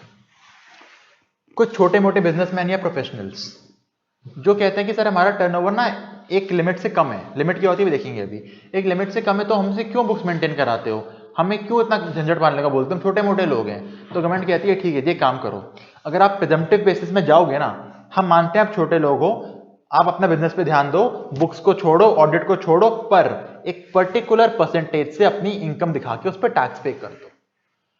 अगर आपने पर्टिकुलर इनकम को पर्टिकुलर परसेंटेज पर टैक्स पे कर दिया, हमें कोई दिक्कत नहीं है। पर अगर ऐसे जैसे बोलता है नहीं सर ये पर्टिकुलर परसेंटेज जो आप इनकम निकाल के दे रहे हो ये ज्यादा बन रही है, मेरी इनकम इतनी है ही नहीं, तो डिपार्टमेंट कहता है फिर अपनी बुक्स मेंटेन कर लो, उसका टैक्स ऑडिट करा लो, फिर हमें दिखा दो, हम मान जाएंगे। समझ आई बात? देखो दोबारा सुनो, पहले प्रेजेंटिव करते हैं फिर इस पॉइंट पे आता हूं मैं। पहले आते हैं 44 AD के ऊपर, अभी टैक्स ऑडिट रहता है। 44 AD क्या बोलता है? आप हो कोई रेजिडेंट इंडिविजुअल, HUF या फर्म, LLP कवर्ड नहीं। हाय स्टूडेंट्स, कल के सेक्शन में थोड़ी दिक्कत जो आई है, एक दो बच्चों ने बताई, बाकियों ने बताई नहीं, तो उसको एक बार थोड़ा रिवाइज कर लेते हैं फिर आगे चलते हैं। हमने देखा था एक का सेक्शन 44 AD, ये कहता था अगर आप बिजनेसमैन हो सर और आप कहते हो मेरे पास इतना टाइम या पैसे नहीं है कि मैं प्रॉपर बुक्स ऑफ अकाउंट सारी बना पाऊं जो 44 AA बोलता था, तो गवर्नमेंट कहती है कोई बात नहीं सर, अगर आप 44 AD लेते हो ना, तो आप ना अगर आपकी कैश की सेल्स हैं तो उसका कर दो सीधा सीधा 8%, और अदर देन कैश है मतलब आपने ऑनलाइन पेमेंट ले रखी है चेक वगैरह से, तो एट द रेट ऑफ 6%, ये बन जाएगा आपका सीधा PGBP का प्रॉफिट। अब और कोई खर्चे मत बोलना कि मैंने रेंट पे किया है, सैलरी पे करी है, हमने सब मान लिया, सब खर्चे हो गए हैं, आपका बन गया प्रॉफिट। या तो कैश सेल्स है तो सेल्स का 8%, कैश सेल्स नहीं है तो सेल्स का 6%। उसके बाद मैं पूछता हूं, अच्छा एक बात बताओ, डिडक्शंस जो होती हैं 80C से 80 वो मिल जाएंगी? उन्होंने कहा हाँ वो मिल जाएंगी, माइनस करो डिडक्शंस, 80C से 80U जो बच जाए, ये आ गई आपकी टोटल इनकम, इसके ऊपर टैक्स पे कर दो, कोई दिक्कत नहीं है। हमने 8 और 6% क्या बोला है? PGBP बोला है, और कोई खर्चे माइनस नहीं करने देंगे। एक बार PGBP आ गई फिर तो नॉर्मल चीज है, डिडक्शन माइनस करो, सब माइनस करो। पर अब अगर मैं कहता हूं सर मेरे को ना लग रहा है इस साल ना मेरा 6% या 8% जो सेल्स का परसेंटेज निकालने के बाद प्रॉफिट आएगा ना, मेरा उससे भी कम प्रॉफिट है। मान लो मैं अदर देन कैश सेल्स करता हूं, सारी बैंक पेमेंट आती है मेरी, और मेरी सेल्स है मान लेते हैं 1 करोड़ रुपए की, और 6% कितना निकल गया इसका? 6 लाख रुपए। पर मैंने बोला सर मेरे को क्या लग रहा है मेरा प्रॉफिट ना सिर्फ निकल के आने वाला है 4 लाख रुपए का, तो मैं 6 लाख पे टैक्स पे क्यों करूं? तो गवर्नमेंट ने बोला कोई दिक्कत नहीं है सर, अगर आप 44 AD लेते आ रहे हो, पिछले साल भी लिया और इस साल भी ले सकते थे, पर आपने इस साल नहीं लिया, आप कहते हो नहीं मैं तो कम प्रॉफिट पे टैक्स देना चाहता हूं, तो गवर्नमेंट कहती है कोई बात नहीं सर, पहले ये बात बताओ जो आप बता रहे हो आपका प्रॉफिट है इस साल का, क्या ये प्रॉफिट आपकी बेसिक एग्जेम्पशन लिमिट यानी कि 2.5 लाख से ऊपर है या उसके नीचे है? मैंने कहा सर मैं 4 लाख का प्रॉफिट बोल रहा हूं, मेरा 2.5 लाख तक होती है एग्जेम्पशन लिमिट, मतलब 2.5 लाख से ऊपर जाऊंगा तो 4 लाख तक का टैक्स तो मुझे बनता, हमें टैक्स निकालना आता है। तो गवर्नमेंट ने कहा ठीक है, अगर आप चाहते हो 6% से कम टैक्स देना चाहते हो, यानी आप कहते हो मैं 4 लाख पे टैक्स देना चाहता हूं और ये 4 लाख रुपए आपकी बेसिक एग्जेम्पशन लिमिट से ऊपर है, तो आप बेशक 4 लाख पे टैक्स दो, पर अब आपको 44AA के अकॉर्डिंग बुक्स भी मेंटेन करनी पड़ेंगी और 44AB के अकॉर्डिंग आपका टैक्स ऑडिट भी होगा, क्योंकि आप 44AD को छोड़ रहे हो। 44AD को छोड़ोगे तो ये चीजें होंगी। कब बच सकते हो इस चीज से? तब बच सकते हो कि जब आप कह रहे हो सर मेरा प्रॉफिट तो 1 लाख रुपए का है, 1.5 लाख रुपए का है, 2 लाख रुपए का है, 2.5 लाख रुपए का है, बेसिक एग्जेम्पशन लिमिट तक ही है मेरा प्रॉफिट, उससे ऊपर है ही नहीं। तो गवर्नमेंट कहती है तेरा प्रॉफिट उतना नहीं है तो किस बात की बुक्स ऑफ अकाउंट्स, किस बात का टैक्स ऑडिट, जा चिल कर। पर गवर्नमेंट को डाउट हो गया बाद में कि तुमने चीटिंग करी है, तो खुद आएंगे ऑडिट करने, तुम्हारा पकड़ लेंगे, स्क्रूटनी करेंगे, तुम्हें जेल में डाल देंगे। ठीक है, ओके। अब कल एक डाउट आया था यश का। यश ने मुझे बोला सर एक बंदा 44AD वाला है, उसे कोई बुक्स मेंटेन नहीं करनी सर, खाली सेल्स की बुक बनाता होगा। मैंने कहा सर वो कहता है मेरा प्रॉफिट कम निकला है, अब इनकम टैक्स वाले बोलते हैं कम निकला है तो सारे बुक्स ऑफ अकाउंट्स बनाओ, टैक्स ऑडिट कराओ। सर उसका ऑडिट कैसे होगा, वो तो बुक्स बनाता ही नहीं, 44AD वाला है। मैंने कहा यश अब तो एक बात बता मुझे। यश ने बोला हाँ। मैंने कहा यश अगर वो कह रहा है इनकम टैक्स डिपार्टमेंट को सर 6% जो 1 करोड़ के टर्नओवर पे अकॉर्डिंग 6 लाख का प्रॉफिट मेरा बना था आपके अकॉर्डिंग, मेरा एक्चुअल प्रॉफिट 4 लाख का ही है, तो अगर यश उसने कोई बुक्स ऑफ अकाउंट्स मेंटेन ही नहीं कर रखी होती तो उसे कैसे पता लगता कि मेरा प्रॉफिट 4 लाख का है जो कि 6% से कम है? यश ने बोला हाँ सर, यानी उसने कुछ ना कुछ अकाउंट्स तो मेंटेन कर रखे होंगे ना, ताकि उसे पता लगा अच्छा ये टर्नओवर, इतने खर्चे, इतना प्रॉफिट, बस उन्हीं बुक्स ऑफ अकाउंट्स का टैक्स ऑडिट हो जाएगा। समझ आ गया? ठीक है सर। अच्छा 44AD कौन कौन नहीं ले सकता, यानी किन किन लोगों को तो बुक्स ऑफ अकाउंट्स बनाने ही पड़ेंगे? सर पहला जिनका टर्नओवर 2 करोड़ से ज्यादा है। मैंने कहा बिल्कुल ठीक। सेकंड सर जो 44AE वाले लोग हैं, क्योंकि जिनके ऊपर 44AE लग गया वो अगला सेक्शन है, वो बेसिकली होता है ट्रक वालों के लिए। ट्रक वालों के लिए 44AE बना रखा है, तो गवर्नमेंट कहती है तब तुम्हारे लिए 44AE बना रखा है तो वहां जाओ ना, 44AD में क्यों आ रहे हो? बात तो ठीक है। तीसरा कमीशन, ब्रोकरेज और एजेंट्स, इनको भी नहीं मिलता 44AD। कहते हैं ना ना तुम्हारा तो काम ही क्या है, कमीशन ब्रोकरेज वाला काम है तुम्हारा, वही तुम्हारी इनकम है, दो बुक्स बनाओ, हमें नहीं पता, हम तुम्हें नहीं देंगे 44AD। इस पे आता है MCQ, किन किन को 44AD नहीं मिलता? कमीशन एजेंट्स को नहीं मिलता, ब्रोकर्स को नहीं मिलता, एजेंसी वालों को नहीं मिलता, 44AE वालों का यानी कि GTA गुड्स ट्रांसपोर्ट एजेंसी, जिन्हें हम ट्रक वाला बिजनेस कहते हैं, ट्रांसपोर्टेशन बिजनेस बोलते हैं, उनको नहीं मिलता। क्यों नहीं मिलता? उनके अलग सेक्शन बना हुआ है। और जिनका टर्नओवर 2 करोड़ क्रॉस कर जाएगा उनको भी नहीं मिलता। ठीक है, यहां कोई दिक्कत है? No sir. सेम लाइंस पे सेक्शन है 44ADA, ये था 44AD बिजनेस के लिए, और 44ADA पता है किसके लिए है? ये है प्रोफेशनल्स के लिए। और एक कौन से प्रोफेशनल की बात कर रहा है? सिर्फ स्पेसिफाइड वालों की बात करेंगे यहां पे, doctor, lawyer, engineer, CA, CS, CMA। बाकी मैं अगर आपको सिर्फ पढ़ा रहा हूं, मैं CA नहीं हूं, मैं प्रोफेशनल तो हूं, पर क्या मैं स्पेसिफाइड हूं? नहीं सर। हाँ मैं CA हूं और पढ़ा रहा हूं तो प्रोफेशनल हूं, CA नहीं हूं, सिर्फ पढ़ा रहा हूं तो मैं स्पेसिफाइड प्रोफेशनल नहीं हूं, मैं सिर्फ प्रोफेशनल हूं। पर ये सेक्शन किसके लिए है? ये स्पेसिफाइड प्रोफेशनल्स के लिए। जैसे 44AD था, ditto word to word copy करके 44ADA बना दिया है। 44AD था बिजनेस वालों के लिए, 44ADA किसके लिए? स्पेसिफाइड प्रोफेशन वालों के लिए। 44AD के अंदर टर्नओवर मैक्सिमम कितना हो सकता था कि वो सेक्शन लेना है तो सर 2 करोड़ तक। 44ADA में है 50 लाख तक का टर्नओवर। ठीक है, 44AD के अंदर कितना परसेंटेज आपका प्रॉफिट माना था? सर कैश सेल्स करोगे तो टर्नओवर का 8%, कैश के अलावा इलेक्ट्रॉनिक मीन से करोगे तो टर्नओवर का 6%। यहां पे एक ही रेट है 50%। सर 50%? हाँ 50%। यानी अगर 100 रुपए कमाए 50 आपका प्रॉफिट बन गया, 50 पे टैक्स पे कर दो। 1000 रुपए कमाए 500 आपका प्रॉफिट बन गया, 500 पे टैक्स पे कर दो। गवर्नमेंट कहती है बिजनेस वालों के ना 1000 खर्चे होते हैं, रेंट देना होता है, स्टाफ को सैलरी देनी होती है, इंश्योरेंस कराना होता है, ट्रांसपोर्टेशन होती है। प्रोफेशनल्स की क्या खर्चे होते हैं? गवर्नमेंट को ऐसा लगता है। ठीक है भाई, गवर्नमेंट कहती है अगर नहीं चाहिए सेक्शन, लगता है हाई प्रॉफिट है, तो जाओ नॉर्मल बुक्स मेंटेन करो, निकालो प्रॉफिट। हम मना थोड़ी कर रहे हैं आपको, करो बुक्स मेंटेन, प्रॉपर खर्चे दिखाओ, जो इनकम आएगी हम मानने को रेडी हैं। पर अगर बुक्स मेंटेन नहीं कर रही है, टाइम नहीं है, तो 50% का टैक्स, 50% मानेंगे प्रॉफिट को। यानी कि अगर मैं प्रोफेशनल हूं, सीए हूं, मैं कहता हूं बुक्स मेंटेन नहीं करनी मुझे, तो 1000 रुपए अगर मैंने कमाए, 500 मेरा बन गया प्रॉफिट। ठीक है, ठीक है सर। सेम पॉइंट यहां भी आ जाएगा। क्या एसएससी 50% प्रॉफिट से कम डिक्लेयर कर सकता है? हाँ कर सकता है, पर वही चीज जितना वो डिक्लेयर करेगा, अगर वो उसकी बेसिक लिमिट 2.5 लाख से ऊपर हो गया तो बुक्स मेंटेन करो, टैक्स ऑडिट कराओ, वरना शांति से 50% पे कर दो। और कोई खर्चे माइनस नहीं होंगे, हमको पता है और खर्चे माइनस नहीं होते कोई। यानी कि अगर और कोई खर्चे दिखा रखे हैं, मैंने ट्रांसपोर्टेशन एक्सपेंस दिखा रखा है, कहीं का रेंट दिखा रखा है, खर्चे माइनस नहीं होंगे। खर्चे माइनस क्यों नहीं होंगे? क्योंकि ऑटोमेटिकली 50% को मेरा प्रॉफिट मान लिया गया है, डिडक्शंस 80 से 80 माइनस होंगी। ठीक है, समझ आया पॉइंट आपको ये? ठीक है। आप सुन लो एक बात, एग्जाम पॉइंट ऑफ इंपॉर्टेंट नहीं है, प्रैक्टिकल लाइफ में इंपॉर्टेंट है। पता मुझे कैसे पता लगी थी? जब मैं आर्टिकलशिप कर रहा था ना, तो मैंने इस पॉइंट के ऊपर अपने सर से डांट खाई थी। डांट कैसे खाई सुनो। 4480 किसका है? सर ये है बिजनेस वालों का। 4480 किसका है? सर प्रोफेशनल जो कि स्पेसिफाइड हैं। सेक्शन नहीं लिखा हुआ है, पर इंटरप्रिटेशन ये है।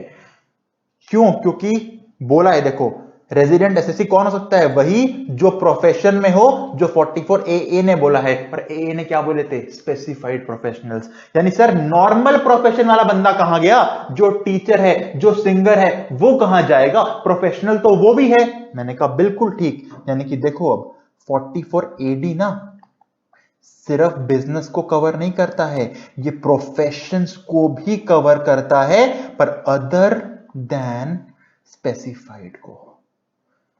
यानी कि अगर नॉर्मल टीचर है, बुक्स मेंटेन नहीं करना चाहता, वो जाएगा बिजनेस वाले 44AD के अंदर, क्योंकि नॉर्मल प्रोफेशनल्स वहां कवर्ड हैं। कोई एक कुक है जो कुकिंग की सर्विसेज देता है किसी को, वो बुक्स मेंटेन नहीं करना चाहता, वो कुकिंग वाला प्रोफेशनल है, 44AD में नहीं जा सकता, स्पेसिफाइड में नहीं आता कुक, कहां जाएगा? 44AD में जाएगा। यानी 44AD सिर्फ बिजनेस वालों के लिए नहीं है, वो अदर देन स्पेसिफाइड प्रोफेशनल्स के लिए भी है। और शर्त लगा के बोल रहा हूं, किसी दोस्त से बोलना भाई एक नॉर्मल प्रोफेशनल है, कहां जाएगा? 44AD में, ADA में। हर बंदा ADA बोलेगा, मैंने भी ADA बोला था अपने टाइम पे, पर उसका क्या होगा? AD, क्योंकि बिजनेस और नॉर्मल प्रोफेशनल 44AD में कवर्ड हैं, स्पेसिफाइड प्रोफेशनल्स 44ADA में कवर्ड हैं। और याद करने का तरीका सुन लो, 44ADA किसके लिए है? प्रोफेशनल्स के लिए है, तो बन गया अड्डा, प्रोफेशनल्स का अड्डा। सारे प्रोफेशनल्स अपना अड्डा किसको बोलते हैं? 44ADA, 44AD अड्डा, 44 अड्डा। 44AD किसका? बिजनेस का और अदर देन स्पेसिफाइड प्रोफेशनल्स का। 44ADA किसका? स्पेसिफाइड प्रोफेशनल्स का। 44AD में टर्नओवर कितना? 2 करोड़ तक, 44ADA में 50 लाख तक। 44AD किसको नहीं मिलता? सर 44AE वालों को नहीं मिलता। अब आप सिंपल सी बातें लिखी नहीं है, पर जिसको 44ADA मिल रहा है, क्या उसको AD मिल सकता है? नहीं मिल सकता। ये है स्पेसिफाइड प्रोफेशनल्स के लिए, ये अदर्स के लिए। ठीक है, और किसको नहीं मिलता 44AD? सर कमीशन एजेंट्स को नहीं मिलता, ब्रोकर्स को नहीं मिलता, और तो मैं नहीं बताऊंगा, बताओ तो। कमीशन को नहीं मिलता, ब्रोकर को नहीं मिलता, और एजेंसी वालों को नहीं मिलता। कितना बनता है प्रॉफिट? टर्नओवर का 6% या 8%, यहां बनता है टर्नओवर का 50%। कॉमन पॉइंट क्या है?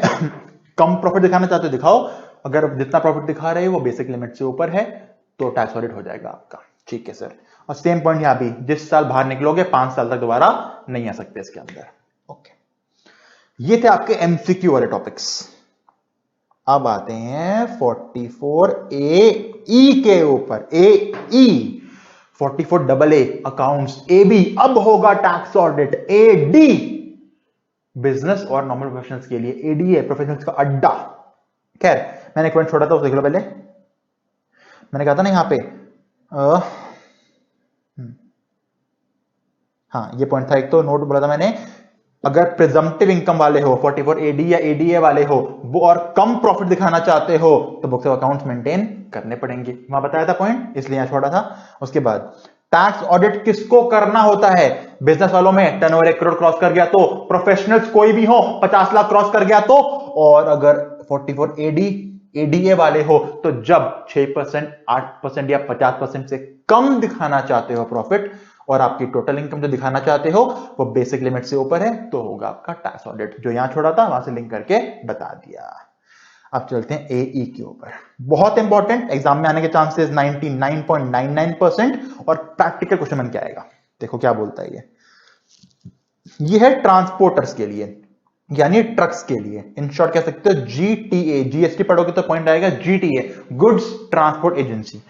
सर यहां ट्रक बोला है, बस नहीं है, बस चलाते हो, बस वाला बिजनेस है 44 एडी में जाओ, मोटर का टैक्सी का बिजनेस है 44 एडी में जाओ, ट्रक्स का ट्रांसपोर्टेशन करते हो तो 44 एई में आओ।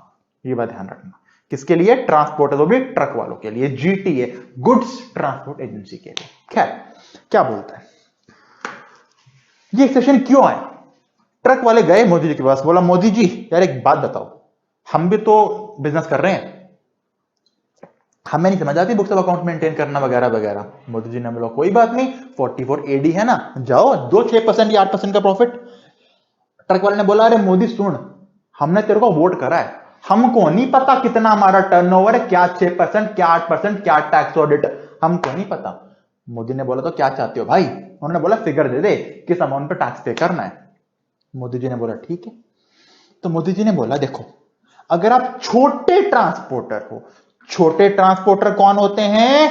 जिनके पास less than equal to 10 trucks होते हैं at any time during the previous year.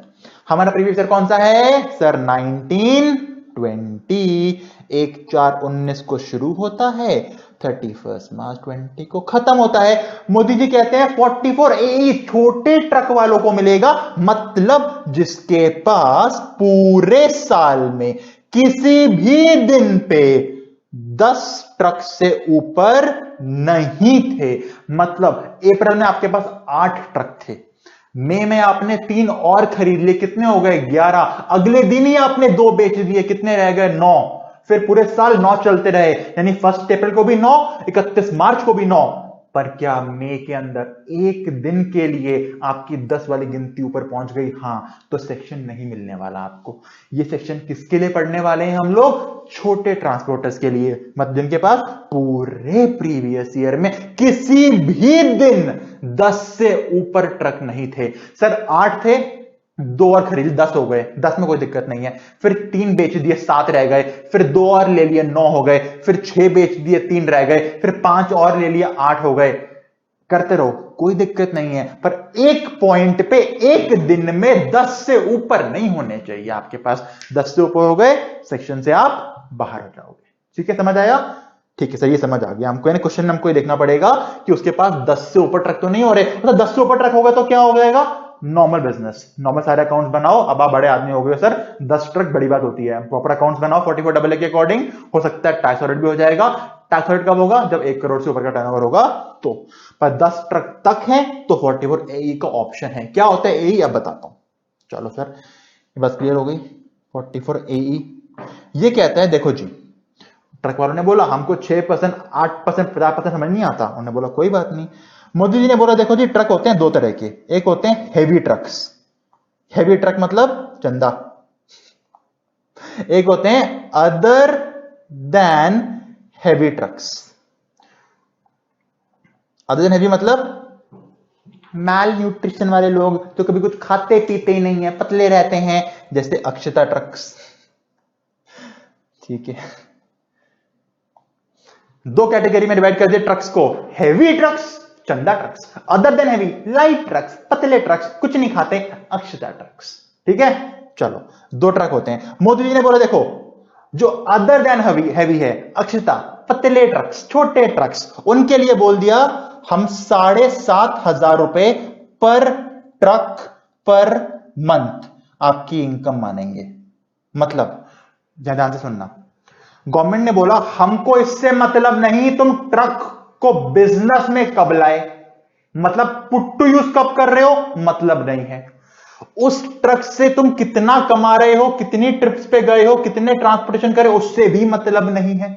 Government ने बोला अगर तुम्हारे पास कोई ट्रक है, मतलब अगर तुमने कोई ट्रक परचेज कर लिया ना, अब तुम चाहे बिजनेस में उसको लेके जाओ या ना लेके जाओ, अगर ट्रांसपोर्टर ने कोई ट्रक परचेज कर लिया तो जिस महीने जिस मंथ में वो ट्रक उसके पास होगा, गवर्नमेंट मान लेगी वो ट्रक उसको 7,500 रुपए कमा के दे रहा है। 7,500 रुपए आपकी इनकम बन गई। यानी कि अगर मैं बोलूं आपने 2 ट्रक परचेज करे 1/4/19 को, 2 ट्रक परचेज करे 1/4/19 को, भी मैं light trucks other than heavy की बात कर रहा हूं। 2 ट्रक परचेज कब करे, 1/4/19 को। सर पुट टू यूज करे बिजनेस में मैंने 7 जुलाई 19 को। पहले बताओ परचेज काम का है, put to use? Sir put to use तो काम का है ही नहीं। गवर्नमेंट कहती है हमें नहीं मतलब कब लेके आए बिजनेस में, कितने तुमने ट्रिप्स करी, हमें मतलब इसलिए तुमने परचेज कब करे। परचेज कब करे सर, 1 अप्रैल को। और मान लेते हैं पूरे साल कोई ट्रक नहीं खरीदा, कोई नहीं बेचा, सिर्फ 2 ही ट्रक पूरे साल रहे, ठीक है, पूरे साल 2 ट्रक रहे, यानी कि कह सकता हूं पूरे 12 महीने ट्रक मेरे पास रहा है। हां सर अप्रैल में आ गया, पूरे 12 महीने ट्रक आपके पास ही रहा। एक ट्रक की कितनी इनकम मानी जाती है गवर्नमेंट के थ्रू? सर 7,500 मानते हैं, कहते हैं एक ट्रक आपको एक महीने में 7,500 कमा के दे रहा है। मैंने कहा ओके, यानी कह सकता हूं 7,500 रुपए अगर एक ट्रक कमा के देता, मेरे पास कितने ट्रक हैं सर? मेरे पास 2 ट्रक हैं, इंटू 2। सर कितने महीने रहे ट्रक? सर पूरे 12 महीने रहे ट्रक, इंटू 12। कितना हो गया? 15,000 इंटू 12। सर 1,80,000 रुपए बन गई आपकी प्रॉफिट। ऐसे करना है सॉल्व, यानी आपको इसमें कुछ नहीं देखना कब ट्रक पुट यूज किया, कितना यूज किया, कुछ नहीं देखना, बस ये देखना है ट्रक हैवी है या अदर देन हैवी है। अभी बात करिए हम अदर हैवी की बात करी। अगर ट्रक हैवी नहीं है, वेरी गुड। कब लिया? सर अप्रैल में लिया। अप्रैल में लिया यानी 12 महीने आपके पास ट्रक रहा, तो पूरे 12 महीने आपकी इनकम बन गई। एक ट्रक एक महीने में कितनी इनकम बना के दे रहा है आपको इस सेक्शन के अकॉर्डिंग? 7,500। जितने महीने रहा उससे मल्टीप्लाई कर दो, जितने ट्रक्स हैं उसको मल्टीप्लाई कर दो, यानी कि एक ट्रक अगर एक महीने में 7,500 कमा के देता, तो 2 ट्रक पूरे साल हमारे पास है, कितना कमा के दे रहे हैं? 2 इंटू 7,500 इंटू 12, खत्म, आंसर आ गया। अब 1,80,000 प्रॉफिट बन गया आपका, इसमें कोई खर्चा माइनस नहीं होगा दोस्तों। ठीक है सर, वेरी गुड। एक मिनट कैलकुलेटर लेके आता हूं, एक सेकंड।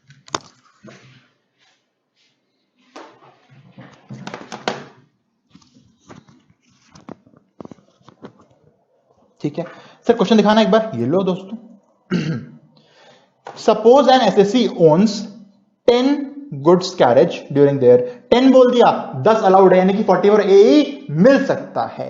ठीक है, पहले सिर्फ हम 3 केस करेंगे दोस्तों, 3 केस। चलो 7,500 किलो का ट्रक है। अच्छा बताऊं, ये बताया नहीं मैंने आपको अदर देन हैवी कौन होता है। देखो गवर्नमेंट कहती है अगर किसी ट्रक का वजन चंदा के वजन जितना है, मतलब 12,000 किलो जितना है, 12,000 किलो जितना है ट्रक का वजन, कह सकता हूं 12 टन। 12,000 किलो 12 टन ही होता है, 1,000 किलो 1 टन होता है। अगर कोई ट्रक 12,000 किलो तक है तो वो अक्षता ट्रक है, वो हल्का ट्रक है। पर जैसे ही किसी ट्रक का वजन 12,000 किलो या 12 टन से ऊपर होगा तो वो चंदा ट्रक बन जाएगा, वो हैवी ट्रक बन जाएगा।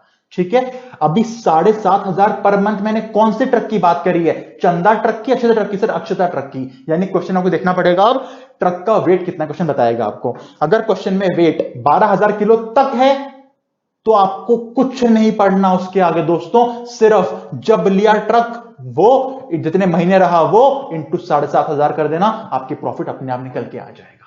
सिंपल इतना। ठीक है सर, अब बच्चे पूछते सर मैंने कोई ट्रक ना 4 अप्रैल 19 को लिया है, तो क्या करेंगे सर? 4 अप्रैल को लिया है, हम दिन देखते नहीं, हम महीना देखते हैं। जिस महीने ट्रक लिया, चाहे आपने 30 अप्रैल को ही क्यों ना लिया हो, चाहे महीने के आखिरी दिन पे क्यों ना लिया हो, हम पूरे महीने की इनकम 7,500 बना देते हैं। सिंपल। गवर्नमेंट कहती है दिन से मतलब नहीं है, जिस दिन ट्रक लिया दिन इंपॉर्टेंट नहीं है, वो महीना इंपॉर्टेंट है। जिस दिन ट्रक लिया वो दिन इंपॉर्टेंट नहीं, वो महीना इंपॉर्टेंट है, और पूरे महीने की आपकी 7,500 की इनकम मान ली जाएगी। ठीक है सर।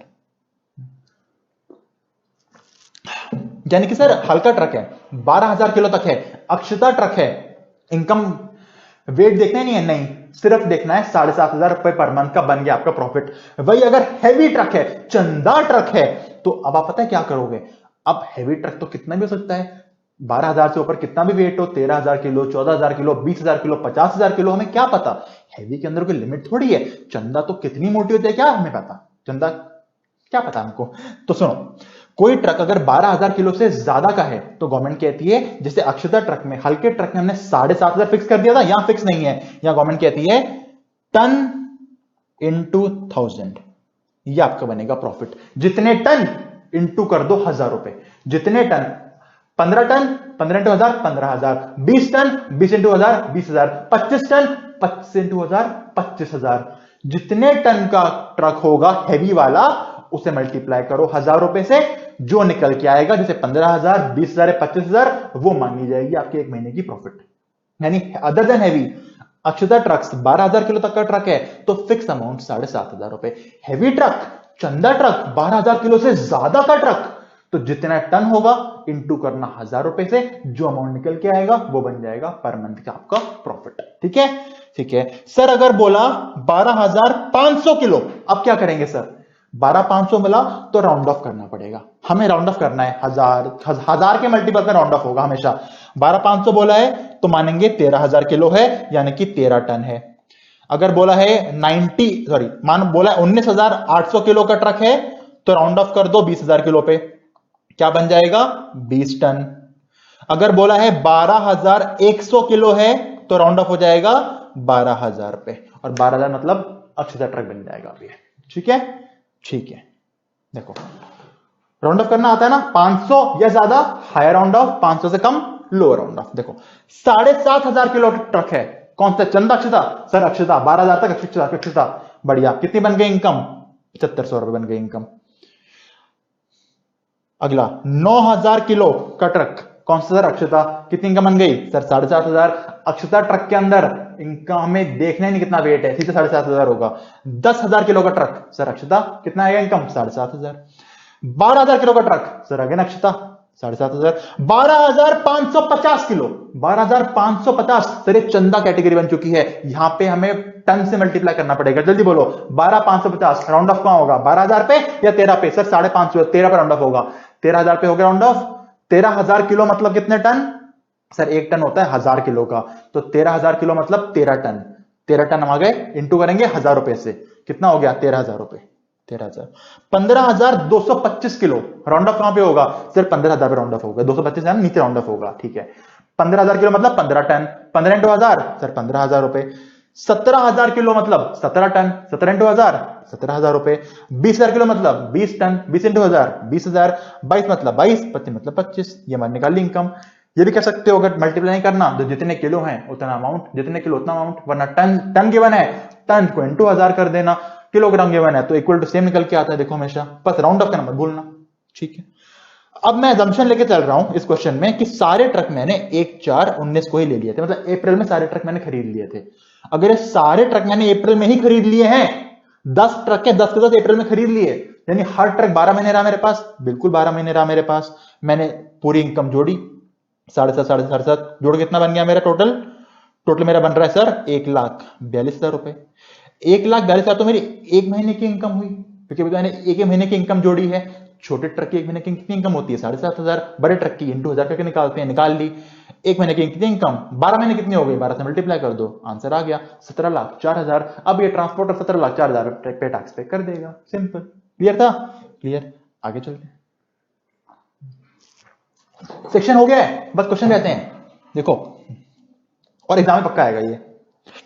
मिस्टर कमल बिजनेस में है, प्लाइंग and hiring of goods carriage, goods carriage, जैसे बोला प्लाइंग हायरिंग गुड्स कैरेज, इंडिकेट कर रहा है 44 AE पे जाओ। कह रहा है कितने व्हीकल खरीदे, 3 खरीदे सर 20,000 किलो वाले, 20,000 किलो चंदा कैटेगरी, 5 खरीदे लाइट व्हीकल अक्षता कैटेगरी।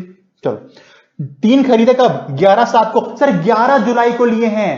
दिन काम का महीना सर, महीना काम का, यानी कि जुलाई से लेके मार्च कितने महीने रहे ये 3 ट्रक हमारे पास? सर अप्रैल में जून 3 महीने हटा दो सर, 9 महीने रहे हमारे पास ट्रक। ठीक है, 5 हल्के ट्रक लिए 20 सितंबर को। 20 तारीख काम किया, सितंबर काम का था, सितंबर काम का, सितंबर, अक्टूबर, नवंबर, दिसंबर, जनवरी, फरवरी, मार्च। सर ये 5 हल्के ट्रक रहे हमारे पास 7 मंथ्स के लिए, यानी कि हैवी ट्रक्स रहे 9 महीने के लिए 3 ट्रक्स, और लाइट ट्रक्स 5 रहे 7 महीनों के लिए। कह रहे बताओ 44 AE लेगा तो क्या होगी टैक्सेबल इनकम? चलो निकालते हैं। एग्जाम में ऐसे सॉल्व करना है आपको, ये टेबल के अकॉर्डिंग देखो, मैंने समझाने के लिए बना रखी है हैवी ट्रक की टेबल और अदर देन हैवी की टेबल, आप एक साथ भी कर सकते हो। कॉलम देखो, कितने व्हीकल लिए, कब लिए और कितने किलो के लिए, कितने महीने मान के चलेंगे इनकम, पर ट्रक कितनी इनकम बनेगी, टोटल इनकम कितनी बनेगी। चलो कितने ट्रक लिए हैवी वाले? सर 3 ट्रक लिए हैवी वाले। ठीक है, कब लिए? 11/7 को। कितने किलो के ट्रक हैं? सर 20,000 किलो के ट्रक हैं। 11 जुलाई को ट्रक लिया तो कितने महीने आपके पास रहा? सर जिस दिन लिया, दिन काम के नहीं, महीना काम का। जुलाई से गिनना शुरू करो, साल खत्म होने तक, मार्च तक। सर 9 महीने तक ट्रक हमको इनकम कमा के देने वाला है as per the income tax department. एक ट्रक की इनकम कितनी? सर 20 टन का वेट है, 20 इंटू 1000, एक ट्रक कमा के देगा एक महीने में 20,000 रुपए। कितने महीने रहे? 9 महीने। कितने ट्रक हैं? 3, 20,000 इंटू 3 ट्रक इंटू 9 महीने, आ गया 5,40,000 की इनकम। सिंपल। चलते हैं हैवी ट्रक के ऊपर। कितने हैं? सर 5। कब लिए? 20/9 को। सर लाइट ट्रक का वेट नहीं लिखना, जरूरत ही नहीं लाइट ट्रक की वेट की, क्योंकि अक्षता कैटेगरी के ट्रक हो तो वेट देखना ही नहीं है। फिक्स अमाउंट कितना है? 7,500 हर मंथ के ट्रक की इनकम। ओके, कितने महीने रहे? सर 7 मंथ्स, सितंबर से मार्च तक। लो जी, बन गया। एक ट्रक एक महीने में 7,500 कमा के देगा, तो 5 ट्रक कितने देंगे? 7,500 इंटू 5, कितने महीने इंटू 7, आगे 262, दोनों को जोड़ो 540, और ये टोटल इनकम 8,02,500। यानी अगर 44 AE में जाता है ट्रक वाला तो 8,02,500 बन जाएगा उसका प्रॉफिट, इस पे टैक्स पे कर दे। पर वो कहता है सर, मैं कहता हूं मेरा टर्नओवर था 80 लाख रुपए का, मेरा प्रॉफिट तो 6 लाख का बन के आ रहा है, क्या मैं 44 AE के बाद जा सकता हूं और क्या इस एक्चुअल 6 लाख के प्रॉफिट दे सकता हूं? हमने बिल्कुल, तू तेरे को लग रहा है तेरा एक्चुअल प्रॉफिट 6 लाख का है तो 6 लाख पे टैक्स पे कर दे, में कोई दिक्कत नहीं है। पर जैसे ही 44 AE से बाहर जाएगा ना, तो तेरा क्या हो जाएगा? टैक्स ऑडिट हो जाएगा। Simple simple sir. ये करते हैं। मिस्टर एक्स ने बिजनेस स्टार्ट किया है 1/4/19 को, इसे करना स्टार मार्क। अच्छा क्वेश्चन। उसने परचेज करे फॉलोइंग ट्रक्स 19-20 में, कह रहा है 44 AE के अकॉर्डिंग इनकम निकालो। कितने ट्रक हैं? 2, 3, 4, 5, 6, 7, 8, 9, 10। चलो 10 ही ट्रक हैं इसके पास, कोई दिक्कत नहीं है। ठीक, ये वेट गिवन है और एक कब लिए वो गिवन है और कितने लिए वो गिवन है। 7,000 किलो के 2 ट्रक खरीदे 10/4 को, 6,500 किलो का एक ट्रक लिया 15 मार्च को, 10,000 के 3 ट्रक लिए 16 जुलाई को, 11,000 का एक लिया 2 जनवरी को, 15 का 2, ये ठीक है, ये कैटेगरी गिवन है। तो ऐसा बच्चे पूछते सर कोई ट्रक मैंने पिछले साल ले रखा हो तो क्या होगा? कोई ट्रक पिछले साल लिया होगा, यानी कि इस साल 1 अप्रैल को आपके पास ही पड़ा होगा। हाँ सर, तो उसकी इनकम 7,500 रुपए, छोटा है तो, बड़ा है जितने टन वाला होगा उतनी इनकम हम अप्रैल से मानने लग जाएंगे। सिंपल। खैर चलो सॉल्व करते हैं। ये लिख दिया मैंने कि इसके पास 10 से ऊपर ट्रक नहीं है तो 44 AE ले सकता है। कैसे कैसे होगा वो मैंने समरी लिख दी, आप चाहो तो लिख भी देना, वरना फर्क नहीं पड़ता। अब देखो मैंने बनाई टेबल, नंबर ऑफ व्हीकल्स कितने हैं, कब लिया, क्या वेट है, कितने महीने मानेंगे, इनकम कितनी होगी, टोटल इनकम कितनी होगी। पहला कैटेगरी 7,000 किलो का ट्रक 2 लिए, यहां लिखा 2 ट्रक। कब लिए सर? तो 10 अप्रैल को लिए, 10 अप्रैल को 60 टन, 7,000 किलो मतलब 60 टन के 2 ट्रक लिए, 10 अप्रैल को लिए। कौन से महीना काउंट होगा सर? 10 अप्रैल मतलब पूरा अप्रैल काउंट होगा, 12 महीने अप्रैल के हो गए। 7,000 किलो छोटा ट्रक, अमाउंट सर 7,500 रुपए एक ट्रक की इनकम, 7,500 एक महीने की एक ट्रक की इनकम। कितने ट्रक हैं? 2, कितने महीने? 12, मल्टीप्लाई कर दिया, आ गया। अगला 6,500 किलो का ट्रक एक ही लिया है 15 मार्च को, आखिरी महीने में लिया, क्या फर्क पड़ता है? एक ट्रक लिया 15 मार्च को, 6.5 टन का है, ठीक है, लाइट वेट में टन देखते ही नहीं हम लोग तो। इनकम आ गई 7,500, एक ट्रक एक महीना, लिख दिया। अगला 10,000 11,000 टन भी आराम से कर लोगे अब आप, 3 ट्रक 2 ट्रक पे, दोनों लाइट हैं। हम चलते हैं हैवी के ऊपर। 15,000 किलो के ट्रक 2 लिए हैं 29 अगस्त को, 15,000 किलो के 2 ट्रक, ये हो गए चंदा कैटेगरी हैवी ट्रक्स। तो मैंने यहां लिखा 2 ट्रक 15,000 किलो के लिए, यानी 15 टन के लिए। कब लिए? 29 अगस्त को।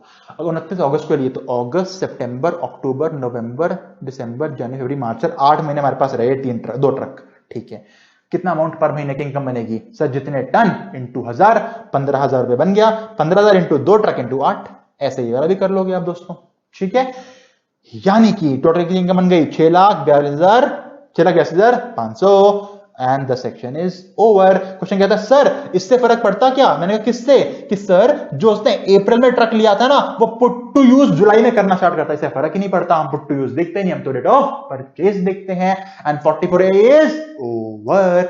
ये दोस्तों थे आपके प्रिजम्पटिव इनकम वाले सेक्शंस। 44A क्या था? बुक्स ऑफ अकाउंट कौन कौन बनाएगा, कब बनाएगा। 44AB क्या था? अब होगा टैक्स ऑडिट। 44AD क्या था? प्रिजम्पटिव इनकम ऑफ बिजनेस वाले या फिर नॉर्मल प्रोफेशनल्स। 44AD है किसका अड्डा? प्रोफेशनल्स का अड्डा। स्पेसिफाइड प्रोफेशनल हो जाओ स्पेसिफाइड प्रोफेशन के अंदर, 44AD के अंदर जाओ, और ट्रक वाले हो तो 44AE में आओ। 44AD और ADA में क्या कोई खर्चे माइनस होते हैं? नहीं सर, परसेंटेज गिवन है, खर्चे माइनस नहीं होते।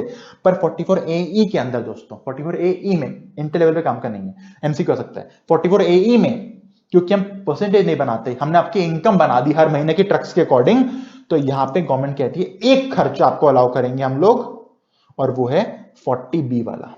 मतलब अगर फर्म है, ट्रक्स वालों की पार्टनरशिप फर्म है, तो पार्टनर्स रेम्युनरेशन, सैलरी और उस पे इंटरेस्ट, ये खर्चा माइनस होता है सिर्फ 44AE वालों में। ये स्टार मार्क करना। 44AD और ADA कोई खर्चा माइनस अलाउ नहीं करते, पर 44AE वाले एक खर्चा अलाउ करते हैं। अगर पार्टनरशिप फर्म है तो पार्टनर्स को सैलरी, पार्टनर्स को इंटरेस्ट अलाउड होता है, इसके अलावा कोई खर्चा माइनस नहीं होता। डिडक्शंस 80 से 80U हर केस माइनस होती ही होती है। ठीक है, ठीक है। सुनो गुड न्यूज, एक अकेला सेक्शन बचा है जो